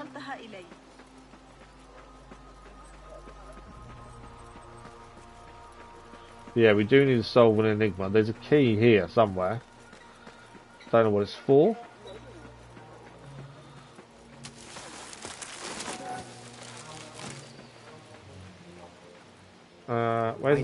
Where's my key? It's inside the building there.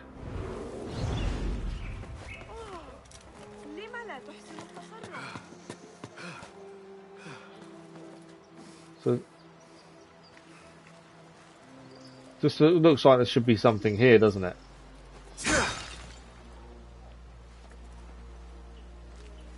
It's because it just seems an empty area. That seems like there should be something there. Doesn't know there is. Maybe I'm overthinking it.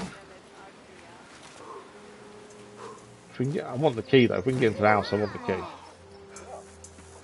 never know when you're going to use it. That's the thing. There's a door there we can, a window we can break, or doorway. Kind of a porch area by the looks of things.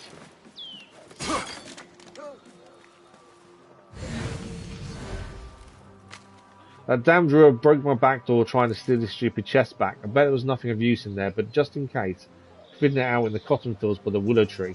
Even if he stumbles upon my shed and finds the key under the hay bale, never guess where I put it in his chest. Take that, Roy. This is beating me in the last battle of Kena. So, cotton fields, willow tree. I want to find that chest. Key? Key there. That's the key to the chest. I wonder if it is a gear chest. So cotton fields and willow tree. So the cotton fields are here. Willow tree's in the middle there. This could be an enigma, or this could just be one of those little mysteries that they add into things like this. There's the willow tree.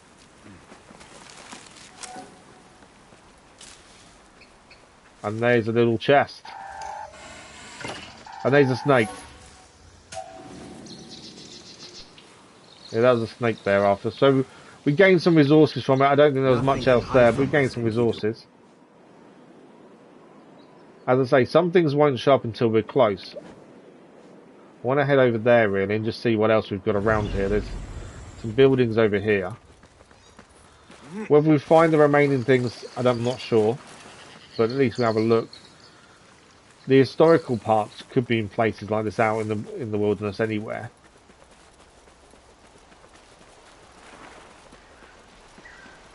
So these people are working on the cotton fields by the looks of things. Though this looks like, doesn't look like cotton there, does it? Could be rice. Show me the path ahead. Okay, and Enkidu isn't picking anything up actually, to be fair. I was hoping we'd spot something. Bridge there. So we've got a random chest we come across though, that's the thing. But if Enkidu isn't spotting anything, then there's probably nothing around. Although it's these kind of places where an enigma would possibly be hidden. That's the other thing, we need to solve an enigma. Let's have a quick read of the enigmas and see if there's anything like cotton fields or anything. Right, enigmas. Left behind. So I'm not sure what that is. There's a type of line or something there. We got merchants staying in the village northwest of Jahia refused to pay their taxes. Find their storehouse. Okay, so Jahia is a merchant staying in the village northwest. I've left you a gift. And we need to solve one of these.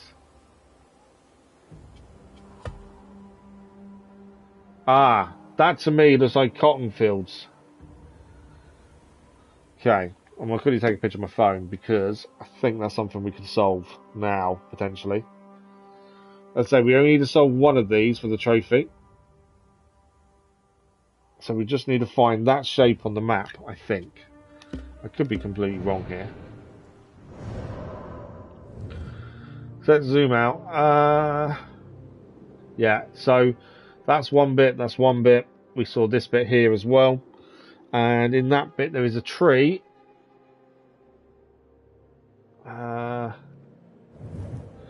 Supposedly there's a tree round there somewhere. That's where we need to go to. And that would solve the enigma. Based on that picture, that would possibly solve the enigma. And that would be a trophy in itself. Then we'll fast travel and hand the books in. Although I may wait for handing the books in actually, till we've done everything in the wilderness. There is still quite a bit to find in the wilderness. Guide me, Enkidu. I'm still sending Enkidu up just in case it spots something we don't know about. Nothing I can see so far though. But yeah, this marker that I've put up, so there should be a tree around there. Might look different to the others, and that should be an enigma.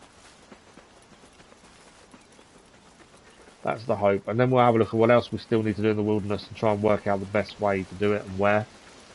The fighting, 10 minutes, we might have to do inside.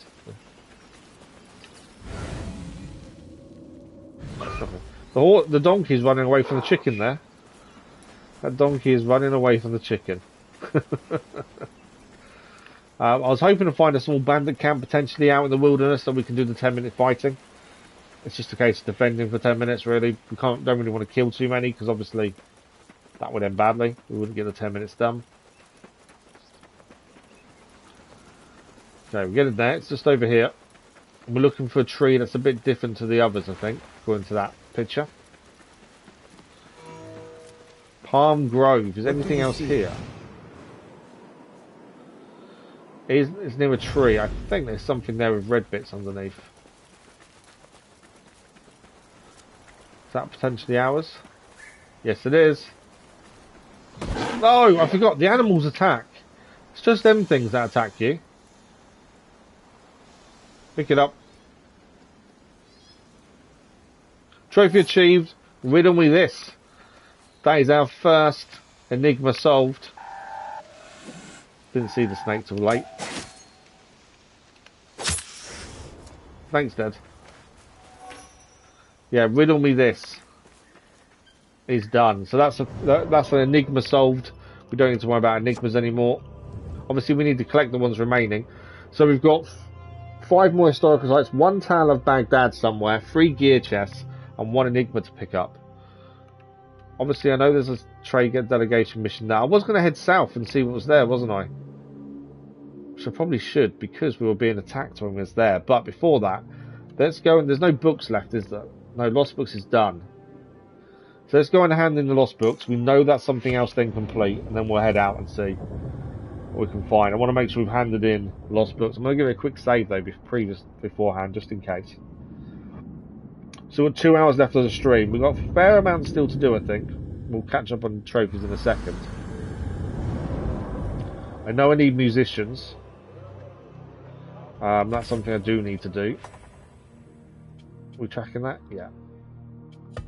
There we go. I think that's the final thing. Other than contracts, that is the final thing we need to do is the books. Alright, let's give it a quick save, because we know how much we've got done now. While that's saving, I'm going to quickly check where we are at trophy situation. Let's have a look. 78%. 11 to do, including platinum. The books should be fairly simple. Grading tools, money, passing time, assassinate 10 guards. 20 scaffold instructions, I think, is going to be the hardest. I thought the 10 minutes fighting would be, but maybe it won't be.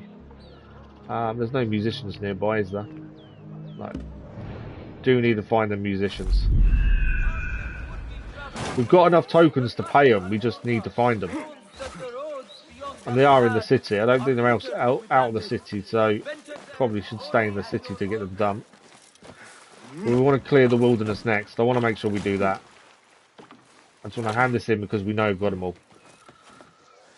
But yeah, we need eight skill points in total. We currently have 2, so we need 6 more to fully finish all the skill to do all the skills, which is a trophy in itself.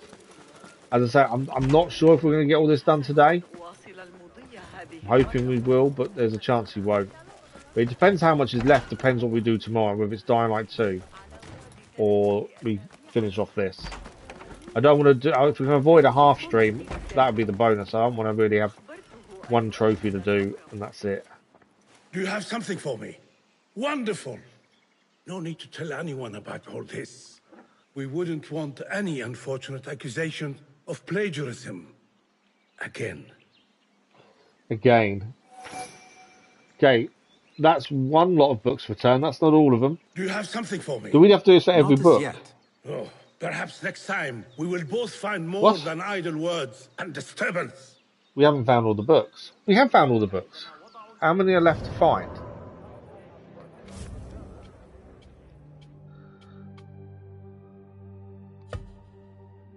This says return the books. I swear we found all the books. So, let's have a look. Lost books are complete.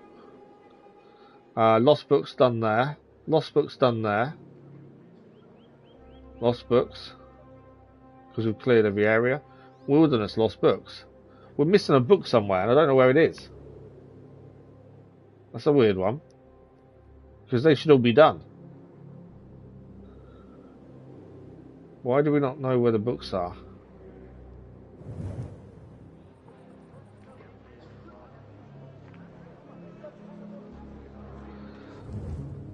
Okay. Wasn't expecting that because I thought we were fully done with books. There's no book showing up anywhere. So I'm not sure why that's not worked. We did gain a new costume, admittedly. It's this scholar costume. Why is it saying we still need more books then? That's caught me by surprise. I thought we had them all, to be honest. So that's a weird one. Okay. Not sure what that is then, why we're missing one, but we'll have to endeavour to find out. See if the notes got any information. Harim. No. I wonder if there's a book related to a side quest or something, or something similar, because that can happen. Right, Enkidu can't see anything. Right, so I think we go back to our original plan for the wilderness. Is go here and head south. There is a side mission down south as well. We'll try and complete on the way back up.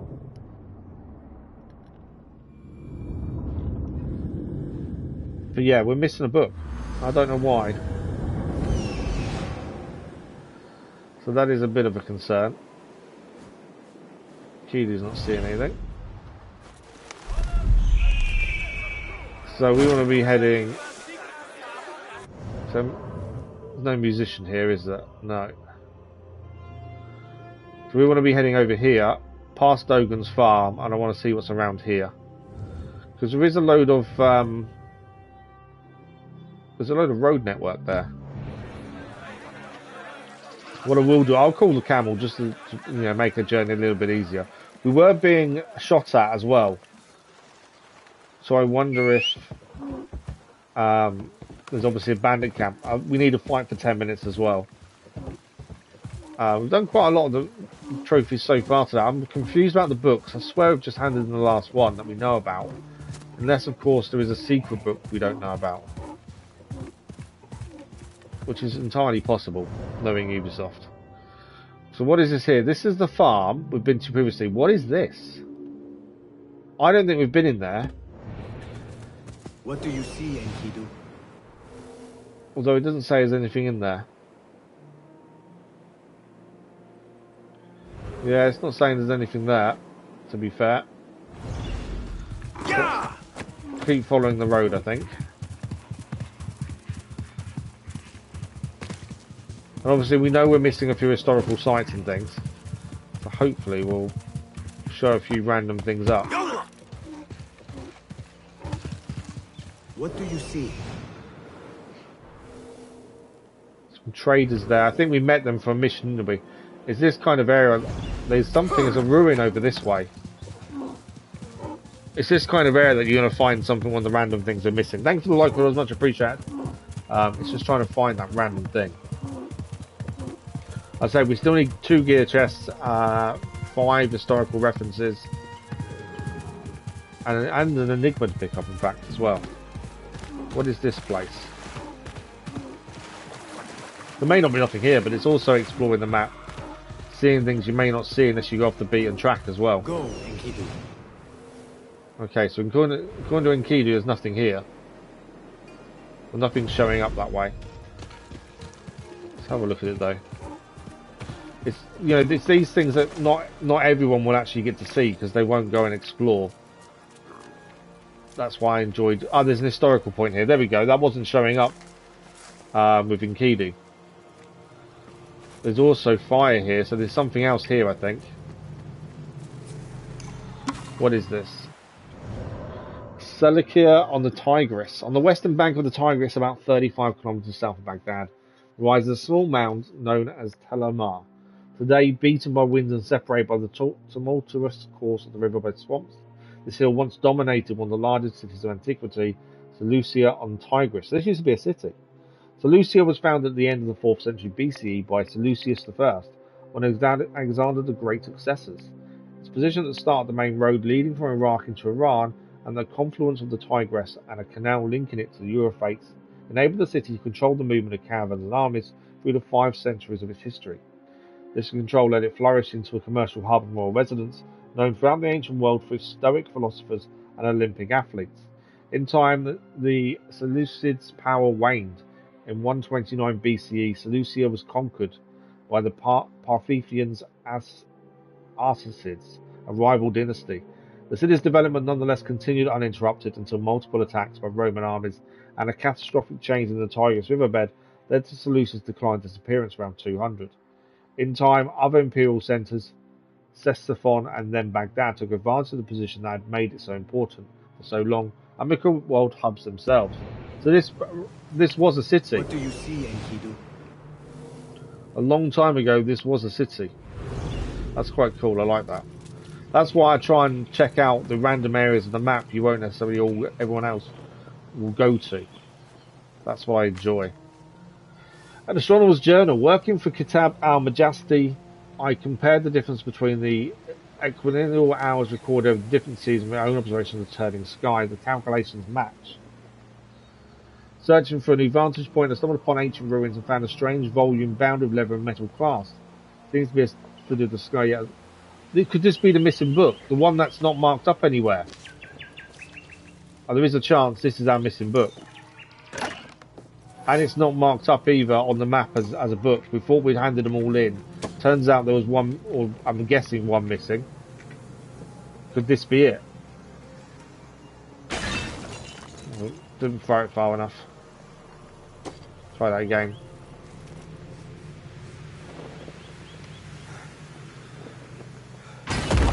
I did it. If we've just found a missing random book that we didn't know about, this would be incredible. There's a book. I was looking for you. It is. It's a strange book. That is one of the books that we didn't know was there. Wow, okay. Because we thought we'd handed every book in, because according to the map, there is no more books. That's a random one we just happened across. This is why I enjoy finding these random places on the map. There's so many hidden little secrets I really enjoy. They're coming. They ruled once and shall rule again. They wait only for the season. They walk unseen in the dark between the lights. They are coming. The voices, they scratch behind my eyes, tearing, twisting and breaking my thoughts. I can see nothing but the dark words. They walk unseen, Yog Sopho, Yog, Allah save me. Sounds like someone was going mad here at some point. What else is there? Anything else here to pick up? I made camp at the ruins. The view is good, but my nights are now filled with unease. Voices gibber on the wind. The earth itself mutters. I see awful words in my mind's eye. I fear I have opened the door to something terrible. Despite a growing dread, I read more from the dark tome. Fear has become a compulsion. What I thought to be about the stars is much more and so much worse. So this book is turning people who have read it mad. I would guess that's hence why it was down there by the sounds of it. Anything else here, or is that it? But yeah, this is the reason I go to random places on the map, because you will find random things. I want to see if there's anything else nearby. We're getting. Ah, there's something here. What's this? Oh, there's a snake there. This is an enigma. I think that's an enigma solved without meaning to. A talisman. Is that an enigma solved? I don't know if it tells us or not. We have already got the trophy for solving an enigma already. But that to me looked like it was an enigma. It was something buried. But yeah, I don't think there's anything else here. What's that? E-Plag, good morning, how are you? Just noticed some birds in one area. It could be nothing. I just gonna have a closer look. Yeah, there's nothing there. Okay, so we can go and hand in this strange book now, and that should be all the books done as well. Thanks for the like, much appreciated. But yeah, to find a random book in this area is quite cool. This is why I said you've got to look around and find out these random places. In fact, before we go and fast travel back for the book, I might actually follow the road, because we've still got these bits here that we still need gear chests and historical sites. I wonder if there's anything else in this area. So if we head this way, just because you never know what we're going to come across. And as we've noticed, Enkidu doesn't always show everything up. Which I'm surprised it doesn't, to be fair, but it doesn't seem to. So according to the map, if we keep going this way, the road's here. So we keep following along here is my thinking. We have got a side quest we might as well do on the way back up. I just want to see what else is around here in case any of the missing things we've got are here. Always improving, absolutely. I'm not too bad, thank you. I need this phone call with the doctor to happen so we can increase the morphine. That's the one thing I need to do sooner rather than later. I can't believe the thing is in the UK now, when you want a doctor's appointment, they generally do them over the phone. They very rarely let you come into the doctor's surgery to see him. When it's a long-term condition, you just have to receive a phone call to talk about it. You don't actually physically see a doctor anymore. Doesn't look like there's anything interesting nearby. I'm just looking to see if there's anything looks interesting that could be something more than what it first seems. Don't think there is, other than a load of flamingos, obviously. But knowing we're still missing a few little bits, that's why we're curious to see. I should really get the camel out and ride, to be fair. I suppose that would speed things up, wouldn't it? So what I'm thinking is we're going to head to the mission that's nearby, do that while we're here. It will give us some more resources towards the ones we need to upgrade all our tools as well. That's another trophy we're getting there with. Is there anything else here? Got to look for anything that looks interesting. It looks like it could be more than what it first seems. But I don't think there is. Ruins especially, the what things you look at, aren't they, really? I'm going to head to that one tree, just because it's on its own. It could be of no significance, but I'm just curious, because it's a tall tree on its own.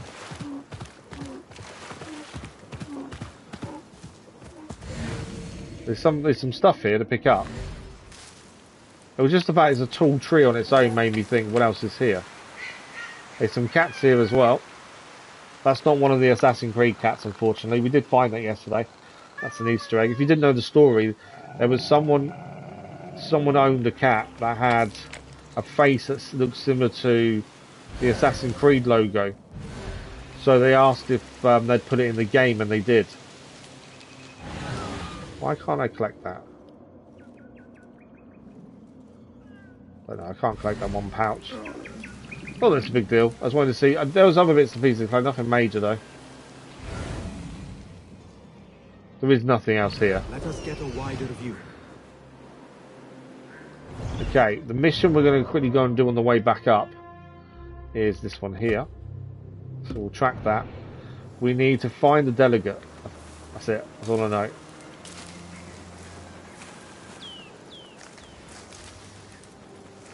Yeah, I think it's kind of this area explored. Annoyingly, there's no gear chests. We're still missing a couple of those. The wilderness will be the hardest place, I think, to find things. Just because there's so much of it. Enkidu can show some things up, but doesn't always seem to. I thought Enkidu would show a lot more than it does, to be fair. We'll go over here. But I think that was an enigma we solved without realising we were solving it, to be fair. We've already got the trophy for solving an enigma earlier.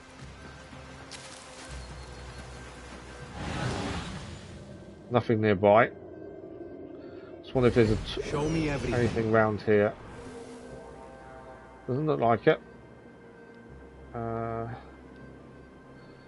yeah, that's what we still need to find in the wilderness. I just want to make sure we've looked as much as we can. Get a camel back again. The side mission we're going to do over here for resources looks pretty simple. We'll make sure we're still checking around the area. I need your help, my friend. But yeah, Enkidu doesn't always show up everything. There's something over here. Is this the Ali?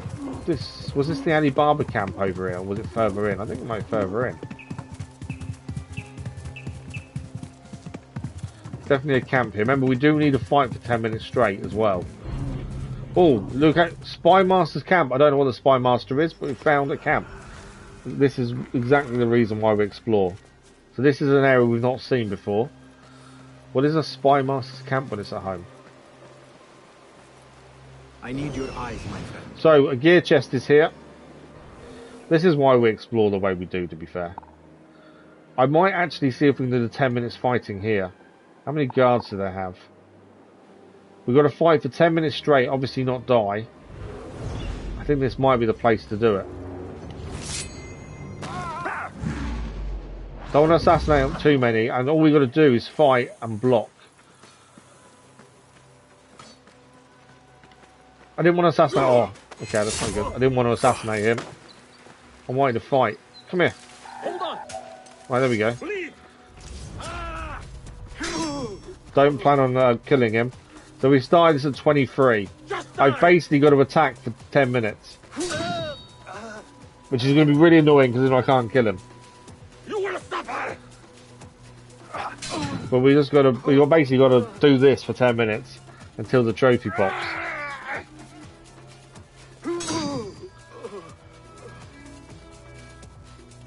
Just die.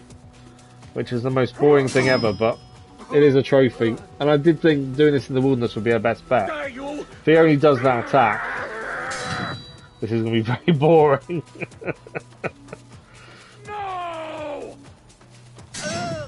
I think this is the easy way of doing it and not dying by doing it. If we did it in the city, there's a chance that more troops would come after us. Obviously, we'd get a higher wanted level, and in the end, we'd probably get in a lot of trouble and probably struggle to survive. The hardest thing about this is I just want to kill him, but I can't.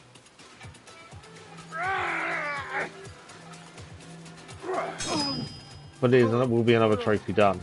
This was a trophy I thought might be the hardest. I've obviously 20 scaffolding I'm not looking forward to. We've done a fair few today. We still need to find more scaffolding.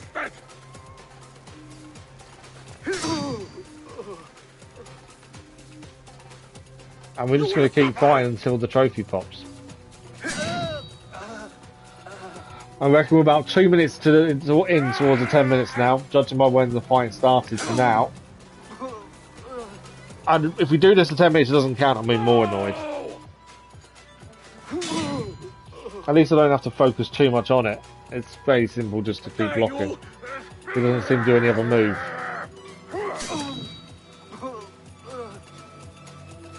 I just want to kill him, but I know I can't.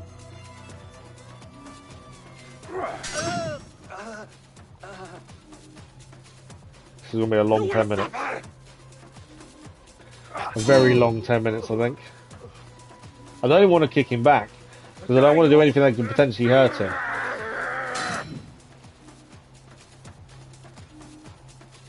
Just die! You die now!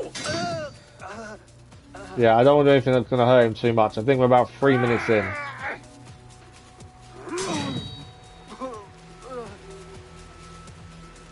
You will suffer! The music changes when you fight as well, so at least we're aware of that. I'm just going to keep making sure we do keep blocking.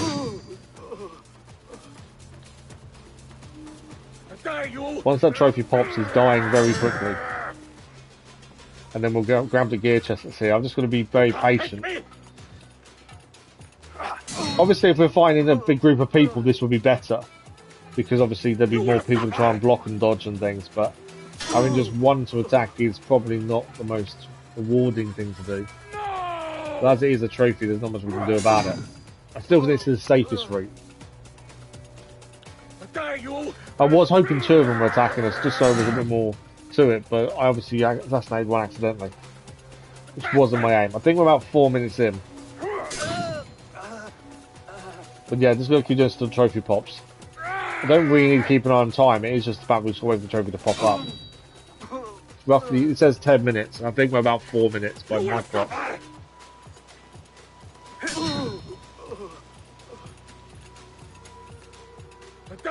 Luckily, blocking him doesn't hurt him. Because I would have killed him by now if it was.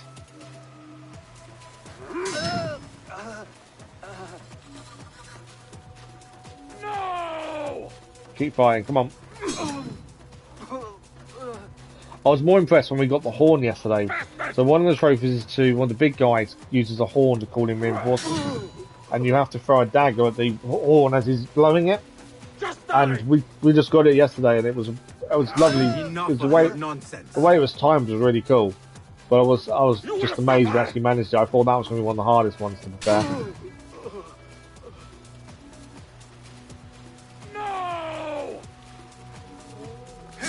Obviously, if we get this trophy, that's a big one out of the way. I think the scaffolding might be one of the hardest. I still don't know what we're going to do tomorrow yet, whether it's Dying Light 2 or it's going to be this. I don't really know. It's going to depend massively on how much we can get done today in the wilderness and stuff, but obviously, this is one of the biggest time-consuming challenges we need to do. I think we're about 5 minutes now. But yeah, this is one of the most time-consuming things we need to do for the trophies. But most trophies and trophy hunting I enjoy are ones where you just explore the map. This kind of thing bugs me because it's just boring. I'd rather be finding random things, little Easter eggs and little snippets that have left around the map for people to find. That would be more interesting for me. I'm curious of that book, the mystery book we found that wasn't marked up on the map anywhere. That was quite an interesting one. curious to what happens when we hand that in. And that should be that trophy done though, unless there's more mystery books. So I'm really hoping there isn't, because it means we've got to randomly find them. But I did think it was cool, there is a secret book out there.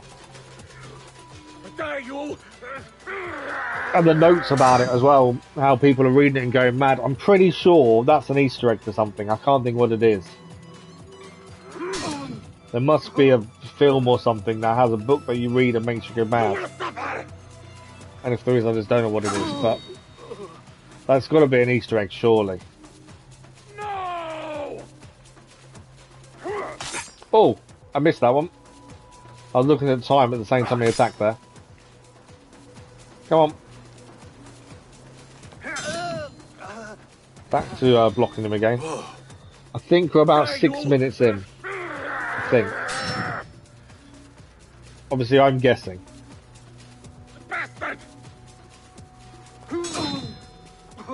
But this is combat, it counts, so we should be fine. It's open combat as well, it's not hidden combat. I say that, I don't really know what hidden combat is, to be fair. But yeah, if you're just joining us and you're seeing us just stand still and block him, there is a reason behind it. We're not doing it randomly.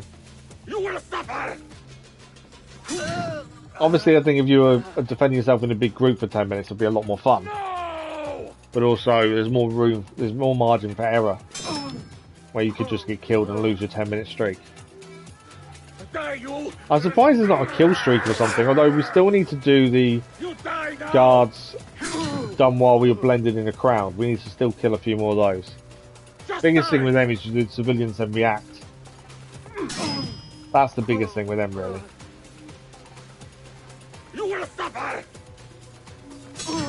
So I think we're about 8 minutes in. Roughly 2 minutes to go for this trophy to pop. I haven't heard of any bug trophies as well, so the platinum is definitely possible. And it'll be a 17th channel platinum. Far Cry 3 was our last one. And our first ever platinum was Assassin's Creed Valhalla. But yeah, this is probably the worst trophy in the game, I would say. That and the scaffold. 20 scaffolding we need collapsed. So that we killed a couple of civilians earlier, while collapsing the scaffold wasn't good. But yeah, this is probably one of the worst ones along the scaffold one. Just because there's nothing else you can do, you've literally just got to fight someone for 10 minutes. And as I say, one person is a lot easier than several. But it is just one of the most boring trophies the game has, by the looks of things. But yeah, so apologies for this boring bit, but we need to do this. As soon as that trophy pops up, I will say so, and we'll be done, and we'll kill this guy. And there's a gear chest here as well. This gear chest wasn't marked up on the map. We couldn't see it with Enkidu either, strangely. I don't know why Enkidu couldn't see. You'd think it could by now. At least that's one of the gear chests done as well. We can head back and enter the mystery book once we complete the side missions here. We need to check our inventory as well, because if we have 300 of a certain material, it means we can upgrade our tools to their final level as well. We need 300 to actually do it. I think that's all we're missing for them, actually, to be fair. So I'm thinking about a minute left, maybe. Hopefully. I just need a trophy to pop so we can kill this guy. Come on. 10 minutes of fighting is the most boring thing ever. You will suffer!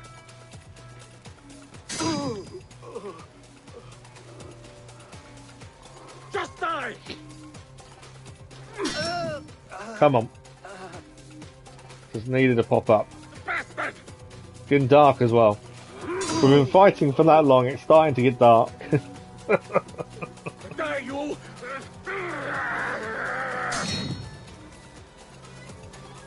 Come on, this better work. I roughly know the time we started, so if it doesn't pop in a couple of minutes from now, then we've done something wrong. But I don't want to walk away just in case. Just die! So this is definitely open combat. I can't see anything else we need to do. I better check the wording of the trophy, I suppose. Just in case. It's not popped, and we're roughly around 10 minutes, I think. You won't survive! Oh.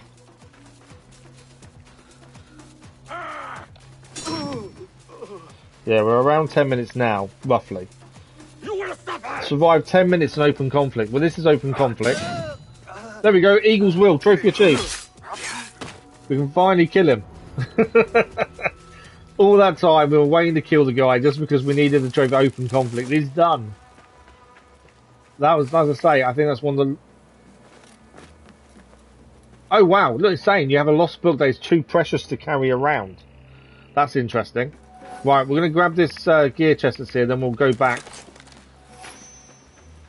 That door's locked. Where's my gear chest? We know it's here. Oh, it's up above us.